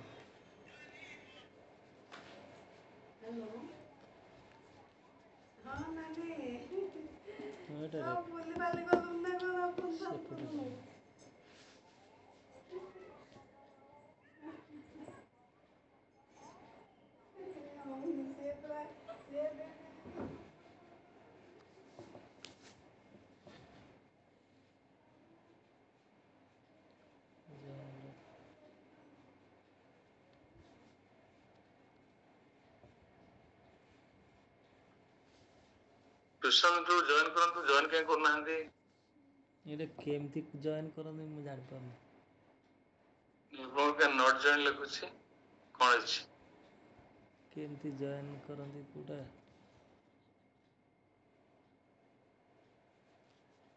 ଜଏନ୍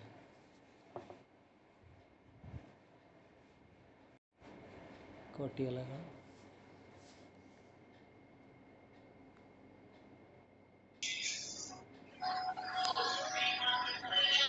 ବିଜନେସ୍ ଆଇଡି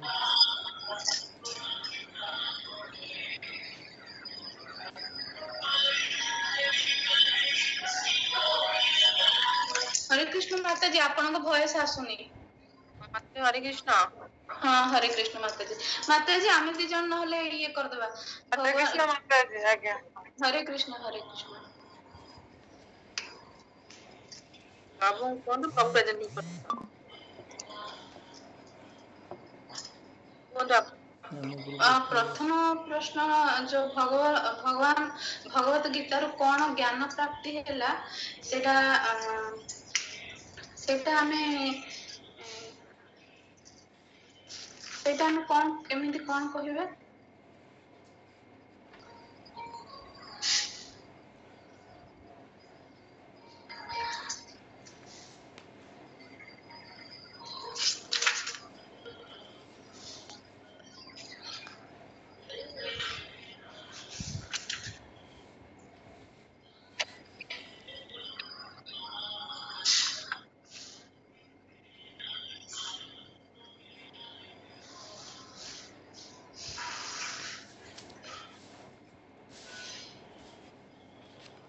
प्रभु भगवान प्रभु कोन हरे कृष्ण विष्णु प्रभु नांदी की प्रभु कोन तत्व से कोन तो आमे हाँ प्रभु का आसी ना ना जॉइन हे ना कि नहीं जने प्रभु अछंदी हाँ हाँ दशरथ प्रभु तो अछंदी पर काहे आसी ना हमर एठी जॉइन ही ना रूम 3 रे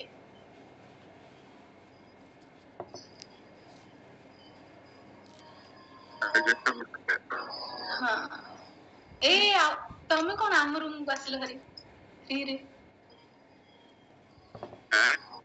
तमे तमरो हुआ हमरा रूम नहीं मोर 3 रे मु जॉइन हे 3 रे हाँ का मोर 1 पे जॉइन हे पर अरे हे बाबा हरे कृष्ण ए भगवान जो गीतार ज्ञान प्राप्ति एरा कोन डिस्कशन कोन केमि हबो नहीं एटा माने ये होची चतुश्लोक की भागवत गीता तो एथिरे समस्त भागवत गीतार सारांश अछि ସାରାଂଶ ଅଛି। तो प्रथम श्लोक रे हमर होची संबंधी ज्ञान माने कृष्ण सहित हमर संबंध कोन माने भक्तर संबंध कोन से विषय अछि माने भगवान होचंती ए चित जगत आ भौतिक जगतर सृष्टिकर्ता से होचंती तांको ठारो ही समस्त उत्पत्ति स्थल माने समस्ते उत्पत्ति हिचंती आ जो भक्त माने तांको सहित सब सदा सर्वदा तांको सहित प्रेम सहित भक्तिर सहित सदा सर्वदा तांको सहित पूजा करंती एटा हेला संबंधी ज्ञान तापर हेला कोन हला द्वितीय प्रयोजन माने संबंधी अविद्य माने भक्ति भक्ति रे 9 नंबर श्लोक रे माने जो माने शुद्ध भक्त माने से माने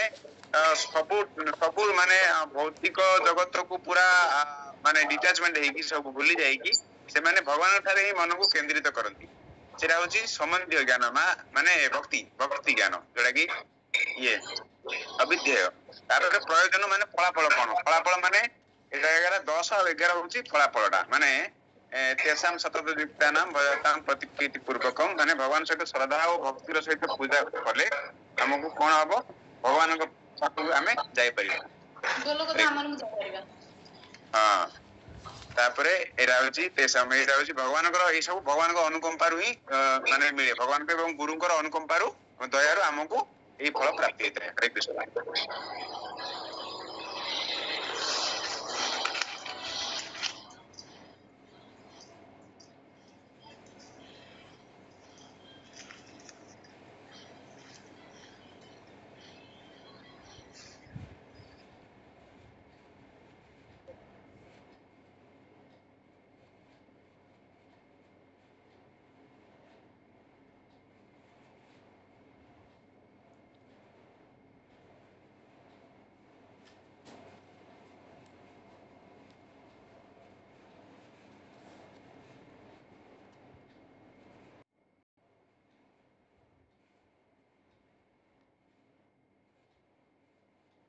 Recording in progress.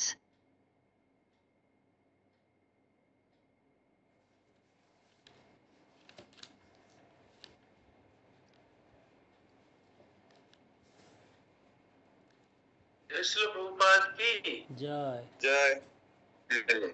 Room number 1। हरे कृष्ण प्रभु। हरे कृष्ण प्रभु। मनुष्य माता जी प्रभु आम रूम रे आमे 3 जण थिलु, गोल्डी माता जी, रोमानी माता जी और मु। ହେଲା କୁହନ୍ତୁ। आज्ञा गोल्डी माता जी प्रथम उपस्थापना मु गोल्डी माता जी करुछि।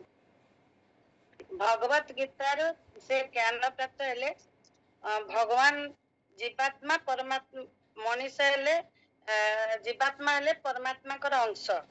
से कृष्ण भक्ति करबा हला तांकर काम। तादर से माने फल पाइछन्ती ग्रहण तांकर भक्ति जीवन उन्नति हेछि। से माने ग्रहण कीर्तन करछन्ती, श्रवण करछन्ती आ नाम संकीर्तन करबा फल रे तांको शांति संतोष जीवन रे सर्व प्रकार सुख मिलिछि। गोल्डी माता जी थिला ए उपस्थापना। रोमानी माता जी थिला भगवान हेले अजन्मा सर्व कारण रे कारण। भगवान कर सेवा करबा द्वारा मन प्रफुल्लित रहे, राग अहंकार द्वेष रु मन रो क्षय हो जाए। भगवत सेवा रे निजको से नियोजित करी तांकर सब प्रकार शुभ फल से पाई पारंती। ता भगवान को स्मरण करी से सब काम रे आगो को आगे जाती। मोर उपस्थापन हैला भगवान श्री कृष्णंकर त्रिभंगी ठाणी हैला 3टा नाम हैला संबंध, अभिधेय और प्रयोजन। आमे आम जीवन रे जदि भगवान को पाइबा पई आमे प्रथम तांकर संगे संबंध प्रतिष्ठा करबा दरकार। जदि संबंध हमर प्रतिष्ठा हे पारला ताने हमर ऑटोमेटिक निज भितरे भक्ति भाव आसी जिवो। भक्ति भाव जतले आमे भक्ति करि बसिले भक्ति करबा आमे केमिति ना तांकर नाम संकीर्तन करबा। आमे तांको सदा सर्वदा मन रे स्थान देथिबा। जे कोनसी कर्म करबा पूर्व प्रथमे भगवान को आमे केंद्र स्थल रे रखिबा। आखि आगरे भगवान कर मूर्ति स्थापना करी जे कोनसी कर्म रे आमे निजको नियोजित करि परिबा। तांकर पूजा अर्चना करि परिबा, तांको कथा श्रवण करबा, तांकर बही पुस्तक मान जो हमर गुरुदेव श्रील प्रभुपाद लिखिछन्ते तांको पढ़ी परिबा। ता फले हमको कोन फल प्राप्त होबो ना हमको प्रयोजन मिलिबो। प्रयोजन कोन ना भगवान कर प्रेम। भगवान कर प्रेम आमे केमती पाइबा ना आमे जदि शुद्ध भक्त संग करबा, आमे तांकर नाम संकीर्तन करबा, तांको जस गान करबा, तांकर जस गान जस और तांको त्याग तांको विषय तांकर से सब होला 6टा लक्षण रो से गोटे लक्षण जहा फल रे आमे तांकर जस गान कले से निश्चय हमको यशस्वी करिवे बा आम संगे तांकर प्रेम भाव बढ़ी परिबो। तांको प्रेम आमे प्राप्ति होई परिबा। सेतिले सब कार्य पूर्वरु आमे निजको भगवान कठारे समर्पण करी आमे कार्य करबा आवश्यक। श्री प्रभुपाद की जय। धन्यवाद माताजी। किंतु 2 मिनिट रु अधिक समय नेले तापर आपनकर उपदेश तके नथिला। आमे कहथिला आपनकर जीवन रे किबोली भाव रे प्रभाव से विषय कहवा दरकार थिला। मु ए 34 श्लोक भगवत गीता अध्ययन कली। मु भक्ति जीवन में आचरण करथिली। ए प्रकार हम भक्ति करथिली। मु राधा माधव को विग्रह सेवा करथिली घरे। राधा माधव विग्रह सेवा को से ज्ञान रे मु सेवार अधिक अधिक अग्रगति कली बा मु ए प्रकार भाव रे मो जीवन रे सब दुख थिला तो आपाततः समय क्रमे सब दुख गुड़ाक मोर आशा दूरीभूत होउछि। आनंद से कथा आपण कहबे एठी आपण एडवाइसेस देवा ପାଇଁ पाए नथिला। सेई क्रमटा को अन्य ग्रुप रो अन्य रूम रो जो माने प्रेजेंट करिवे समान को अनुरोध से माने सेई क्रम रे कहबे प्रपस समय रे कहबे तांको जीवन रे कोन कोन एप्लीकेशन तांको जीवन रे समान किबोली भाबरे ए 4टा श्लोक को प्रयोग करछन्ती एवं कोन पाइछन्ती ता थिला प्रश्न। ठीक अछि। Yes room number 2।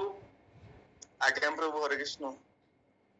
हरे कृष्ण प्रभु आपन जो प्रथम क्वेश्चन थिला कि चतुर्थ श्लोकी भगवत गीता रो आमे कोन ज्ञान प्राप्त होजे कि आमे ए ज्ञान प्राप्त हेले कि जेमती कि आमे हमर जो भगवान को सहित आमे जो बहुत जन्म आमे भूली जाइछे तांको सहित जो हमर कोन संबंध अछि तो सेटा आमे गुरु को थारु कृपा ଦ୍ୱାରା ତାଙ୍କୁ ମିଳିପାରିଲା, ଯୋଉଟା କି ଆମେ ଏଇ ଜ୍ଞାନ ପ୍ରାପ୍ତ ହେଲେ କି ଯେତେବେଳେ ଆମେ ଶୁଦ୍ଧ ଭକ୍ତଙ୍କ ସହିତ ମିଶିବା ତାଙ୍କଠୁ ଆମେ କୃପାଟା ପ୍ରାପ୍ତ ହେଇପାରିବା, ତ ଯୋଉଟା କି ଆମେ ଭକ୍ତିରେ ଜଲ୍ଦି ଜଲ୍ଦି ଗ୍ରୋ କରିପାରିବା। ତ ଆମର ସେକେଣ୍ଡ କ୍ୱେଶ୍ଚନ ଥିଲା କି ଆମେ ଏଇ ଚତୁଃଶ୍ଲୋକୀ ଭଗବତ ଗୀତାକୁ ଆମେ କିଭଳି ଭାବରେ ଆମେ ଆମ ଜୀବନରେ ବ୍ୟବହାର କରିବା। ପ୍ରଥମତଃ ବ୍ୟବହାର କରିବା କି ଆମେ ଆମର ସାଧନାକୁ ଯଦି ଆମେ ଆମର ବ୍ୟବହାର କରିପାରିବା ସାଧନା ମାନେ ଆମେ ଯେମିତି ମାନେ ସମସ୍ୟା ହଉଛି ତ ଆମ ସାଧନା ଯେତେ ଷ୍ଟ୍ରଙ୍ଗ ହବ ତ ଆମର ସମସ୍ୟାର ସମାଧାନଟା ସେତେ ଇମ୍ପୋର୍ଟାଣ୍ଟ ହବ। ଆଉ ଆମର ଯେତେବେଳେ ସମସ୍ୟା ହଉଛି ଆମେ ଆମର ଅଥରିଟିକୁ ସେଇଟା ଆମେ ପଚାରିକି କରିପାରିବା। ଆଉ ଆମର ଆପଣ ଯୋଉ 3 ନମ୍ବର କ୍ୱେଶ୍ଚନ କହିଥିଲେ କି କଣ ଫଳ ପ୍ରାପ୍ତି ଆମ ଦ୍ୱାରା ଆମେ ହେଇଛି, ଆମେ ଏଇ ଚତୁଃଶ୍ଲୋକୀ ଭଗବତ ଗୀତାରୁ ଆମେ ଏଇ ଆମେ ପ୍ରାପ୍ତ ହେଇଛେ କି ବିଶ୍ୱାସ, ଯୋଉଟା କି ଆମେ ବିଶ୍ୱାସ ଯୋଗୁଁ ଆମେ ଭକ୍ତିରେ ଅତି ସୁନ୍ଦର ଭାବରେ ବଢି ପାରିବା। ଆଉ ଆମର ଯୋଉଟା କି କହିଲେ ପ୍ରୟୋଜନ, ଯୋଉଟା କି ଆମେ ମୋର କୃଷ୍ଣ ପ୍ରେମ ହିଁ ଦରକାର, ଅଲ୍ଟିମେଟ ଗୋଲ ଇଜ ଆମର କୃଷ୍ଣ ପ୍ରେମ। ତ ଏଇଟା କେମିତି ସମ୍ଭବ ହେଲା, ଯୋଉଟା କି ଆମର ମାନେ ଗୁରୁଙ୍କର ମାନେ ସେବା କରିକି ଯୋଉଟା କି ଆମକୁ ଏଇଟା ମିଳିପାରିଛି। ଆଉ ଏତିକି ଆମେ ବି ତାଙ୍କ ସେବା କରିକି ମାନେ ତାଙ୍କର ଯୋଉ ତାଙ୍କ ମୁହଁରେ ଯୋଉ ହସ ଆମେ ଦେଖିଛୁ ସେଇଟା ଆମକୁ ଯେମିତି ଲାଗିକି ଆମେ ବହୁତ ମାନେ କିଛି ପ୍ରାପ୍ତି କରିଛୁ ବୋଲି ବିଶ୍ୱାସ ହେଲା। ହରେ କୃଷ୍ଣ ପ୍ରଭୁ।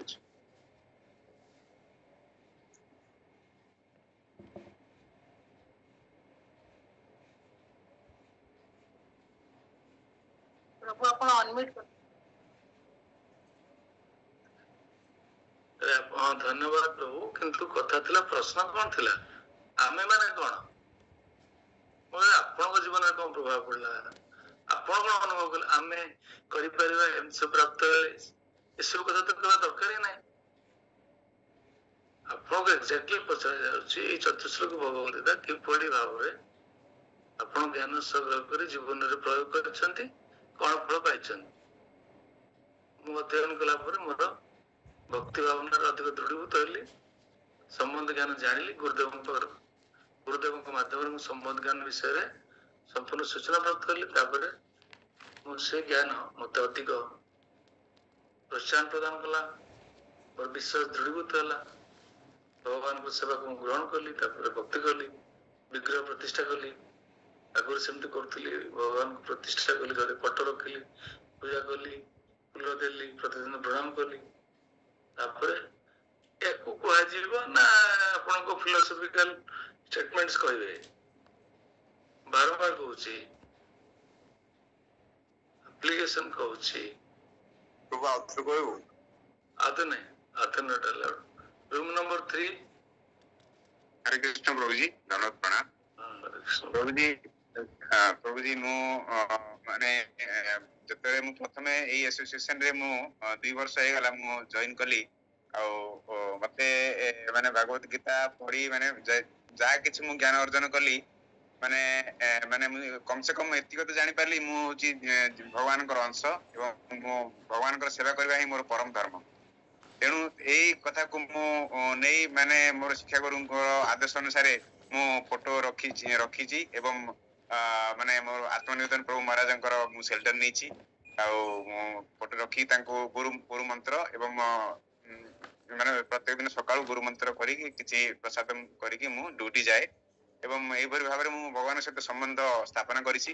ଆଉ ମାନେ ମୁଁ ଯାହା କିଛି ମୁଁ ଆଉ ତାର ଫଳ ସ୍ୱରୂପ ମୁଁ ଯୋଉ ପାଇବି ବୋଲି ଆଶା ରଖିଛି, ଭଗବାନଙ୍କର ମାନେ ଭଗବାନଙ୍କ ପ୍ରେମ ପାଇବା ପାଇଁ, ଭଗବାନଙ୍କର ଆଶୀର୍ବାଦ ପାଇବା ପାଇଁ ଗୁରୁ ମହାରାଜଙ୍କ ଠାରୁ ହଉ ବା ମାନେ ଶ୍ରୀକୃଷ୍ଣଙ୍କ ଠାରୁ ପାଇବି ଯୋଉ ଆଶା ରଖିଛି, ସେଇ ମୁଁ ଏଇ ଚତୁଃଶ୍ଲୋକୀ ଗୀତାରୁ ମୁଁ ଅଧ୍ୟୟନ କରି ସେୟା ମଧ୍ୟ ମୁଁ ବୁଝିପାରିଲି ଏବଂ ଭକ୍ତି ମାର୍ଗରେ ସଫଳ କରିବା ମାନେ ଆଗେ ବଢିବା ପାଇଁ ମୁଁ ପ୍ରଭୁଙ୍କରୁ ହିଁ ମାନେ କୃପା ଆଶା ରଖୁଛି। ହରେ କୃଷ୍ଣ ପ୍ରଭୁ। ଆଜି ପର୍ଯ୍ୟନ୍ତ କଣ ପ୍ରାପ୍ତ ହେଇଛନ୍ତି ଏତିକି ଭକ୍ତି ଯାଜନ କରିବା ଫଳରେ? ମୁଁ ମୋର ଜୀବନରେ ଯାହା କିଛି ମାନେ ବହୁତ ମାନେ ଭୌତିକ ଇଏରେ ମୁଁ ଟେନସନରେ ରହୁଥିଲି, ମାନେ ଷ୍ଟ୍ରେସ ବହୁତ ଥିଲା ମୋର, ମାନେ ସେଇ ଷ୍ଟ୍ରେସ ଟା ମୋର ମାନେ ମାନେ ଏବେ ଜିରୋ ହେବାକୁ ଯାଉଛି। ମାନେ ମୁଁ କିଛି ମାନେ ଆନନ୍ଦର ସହକାରେ ମୁଁ ବର୍ତ୍ତମାନ ଚଳିପାରୁଛି। କାରଣ ଦେଖନ୍ତୁ ମୋର ପରିବାର ରହିଲେ ଇଣ୍ଡିଆରେ ଆଉ ମୁଁ ଏଇଠି ରହିଲି, ମାନେ ମୋର ବହୁତ ଚିନ୍ତା ଥାଏ, ମାନେ ପିଲାମାନେ ସେଠି ପାଠ ପଢୁଛନ୍ତି, ମୁଁ ଏଇଠି ଏକଲା ରହେ।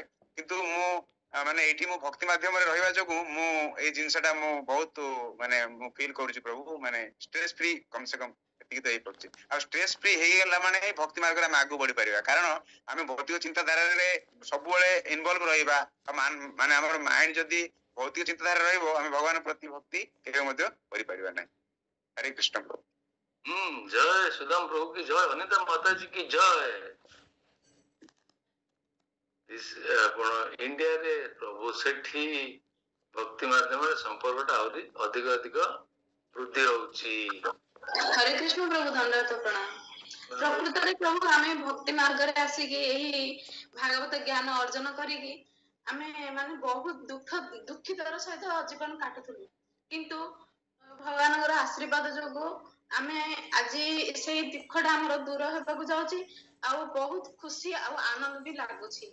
ମୁଁ ପିଲାମାନଙ୍କ ସହିତ ମଧ୍ୟ ମୁଁ ମାନେ ସେମାନଙ୍କର ଯତ୍ନ ନେବାର ନଉଛି, ଆଉ ପ୍ରଭୁଙ୍କର ସେବା କରୁଛି, ଆଉ କେମିତି ମୋର ସମୟ ବିତି ଯାଉଛି ମାନେ ମତେ ଟିକେ ବି ଏମିତି ଇଏ ହଉନି, କିଛି ଦୁଃଖ କଷ୍ଟ ମତେ ଫିଲ୍ ହଉନି। ଆଗେ ବହୁତ ଦୁଃଖିତ ହେଇଯାଉଥିଲି ଆଉ କ୍ରୋଧିତ ବି ହେଇଯାଉଥିଲି, ଟିକେ ଟିକେ କଥା ବହୁତ କ୍ରୋଧିତ ହେଇଯାଏ ଆଉ ବହୁତ ଚିଚିଡାପଣ ଆସେ, କିନ୍ତୁ ଏବେ ଭଗବାନଙ୍କର କୃପାରୁ ଆମର ବହୁତ ଭଲ ଚାଲିଛି।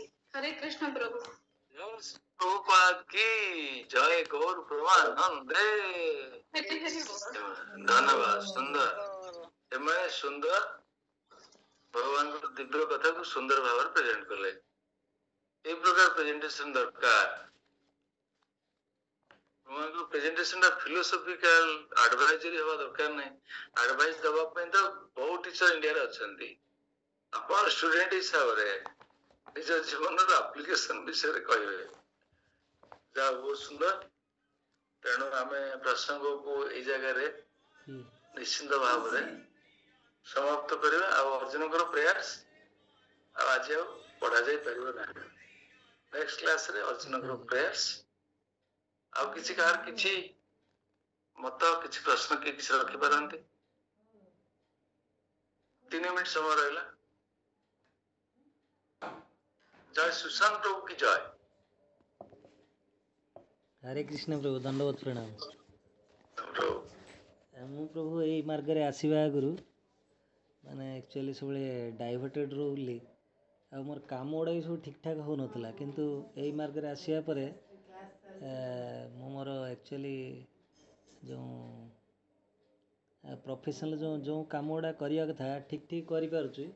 ଆଉ ମୋର ଅଧିକରୁ ଅଧିକ ମାନେ ଆଗରୁ ଯେତିକି ହେଉନଥିଲା ଏବେ ଟିକେ ପ୍ରୋଗ୍ରେସଟା ଅଧିକା ହେଉଛି।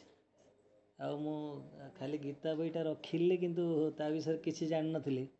ଏ ଆପଣଙ୍କ ଏଇ ଆମେ ଏ ଆସୋସିଏସନ୍ରେ ଆସିବା ଦ୍ୱାରା ମୁଁ ଅନେକ ଜିନିଷ ଜାଣିବାକୁ ପାଉଛି, ଆଉ ଭକ୍ତମାନଙ୍କର ସଙ୍ଗ ଲାଭ କରୁଛି, ଆଉ ପ୍ରଭୁଙ୍କର କୃପା ଲାଭ କରିପାରୁଛି।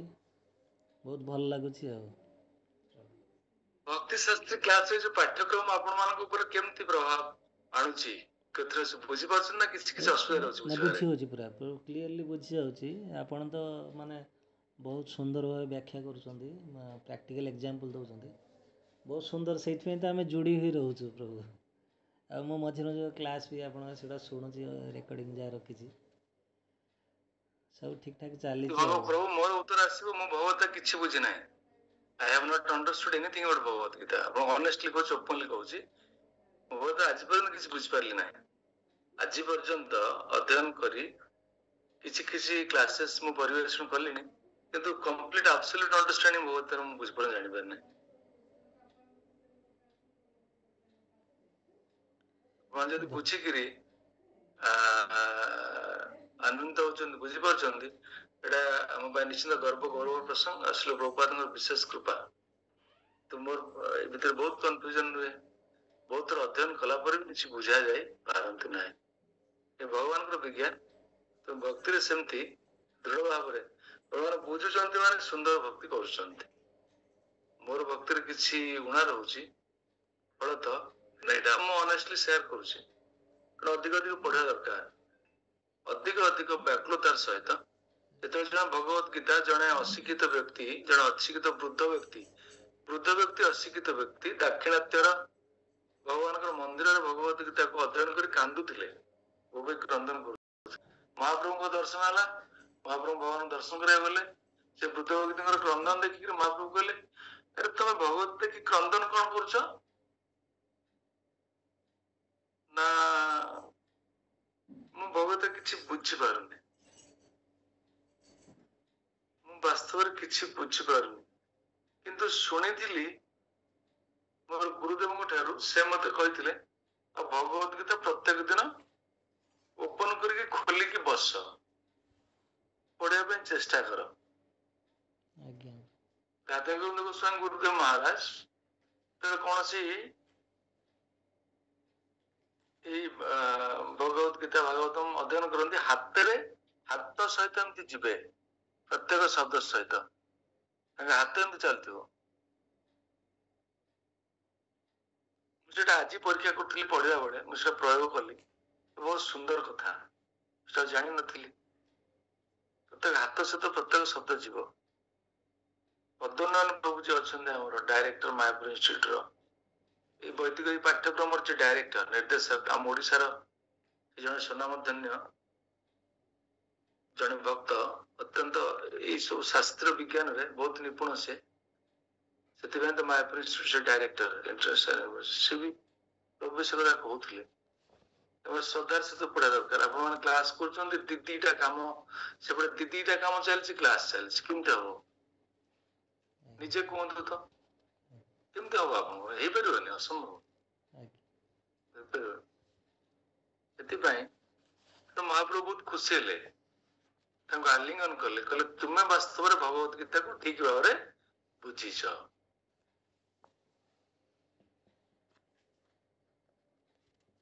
ଭଗବତ ଯେତେ ପଢୁଥିଲେ ସେତେ ଆନନ୍ଦ ପାଉଥିବେ, ଯେତେ ପଢନ୍ତୁ ଆପଣ। ଆପଣ ଭାବିବେନି ମୁଁ ତ ଭଗବତ ସବୁ ପଢିଦେଲିଣି, ସବୁ ବୁଝିଗଲିଣି, ମୋର ଭଗବତ ସରିଗଲା, ନା, ଅସମ୍ଭବ।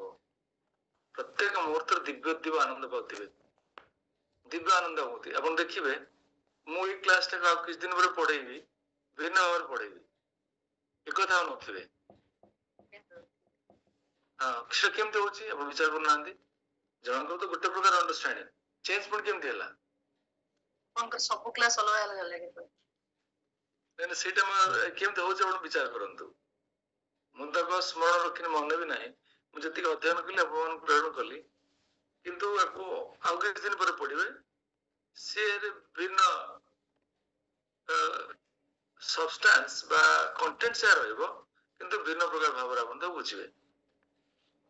ତେଣୁ ପ୍ରତ୍ୟେକ ମୁହୂର୍ତ୍ତରେ, ପ୍ରତ୍ୟେକ ମୋମେଣ୍ଟର ଆସ୍ୱାଦନ ଏଇ ଟ୍ରାନ୍ସଜେଣ୍ଡର ଡକୁମେଣ୍ଟ, ଇଏ ଆମର ଜୀବନର ସବୁଠାରୁ ଗୌରବମୟ ସମ୍ପତ୍ତି। ଆସତ ଆମେ ବଞ୍ଚିକି ରହିବା ଦରକାର। ଭଗବତ ଗୀତା ମୋର ଜୀବନ, ମୁଁ ଭଗବତ ଗୀତା ସହିତ ବଞ୍ଚିକି ରହିବି। ମୁଁ ପଢିଦେଲେ ବି ପାଠ ସରିବ ନାହିଁ। ଜନ୍ମ ଜନ୍ମାନ୍ତରର ସାଥୀ ଭଗବତ ଗୀତା। ତେଣୁ ଆପଣ ସମସ୍ତେ ଭଗବତ ଗୀତା କିଣନ୍ତୁ, ବାଣ୍ଟନ୍ତୁ, ବିତରଣ କରନ୍ତୁ। ଭଗବତ ଗୀତା ସହିତ ଆମେ ସବୁବେଳେ ବଞ୍ଚିକି ରହିବା, ଏଇ ଆମର ଜୀବନ। ଏଇ ଭିତରେ କୃଷ୍ଣ ଅଛନ୍ତି, ଏଇ ଭିତରେ ବାସ୍ତବରେ କୃଷ୍ଣ ଅଛନ୍ତି। ଏ ଶବ୍ଦ ଭିତରେ କୃଷ୍ଣ ଆମ ସହିତ ନାହାନ୍ତି, କିନ୍ତୁ ଭଗବତ ଗୀତାର ପ୍ରତ୍ୟେକ ପୃଷ୍ଠାରେ ଅଛନ୍ତି। ଆପଣ ଯେତେ ସୁନ୍ଦର ଭାବରେ ଦର୍ଶନ କରିପାରିବେ, ସେଟା ଆପଣଙ୍କର ଜୀବନ ଆନନ୍ଦମୟ ହେଇଯିବ। ଠିକ କହୁଛି ନା ଭୁଲ କହୁଛି? ଆଜ୍ଞା ପ୍ରଭୁ, ଏକଦମ ପୁରା ଠିକ। ଶ୍ରୀଲ ପ୍ରଭୁପାଦ ଆପଣ କହିଥିଲେ hippie is converted two happy, ସେଇଭଳିଆ ହିପି ନା କଣ ଗୋଟେ, hippie is converted into happies, Srila ପ୍ରଭୁପାଦ। ଠିକ ଅଛି, ଜୟ ଶ୍ରୀଲ ପ୍ରଭୁପାଦ की ଜୟ। समवेत भक्ति शास्त्री भक्त वृंद की जय। जय गौर प्रेमानंदे हरि हरि हरि असंता पार्श्व हरिवास महामहोत्सव की जय। गौर प्रेमानंदे हरि हरि बोल।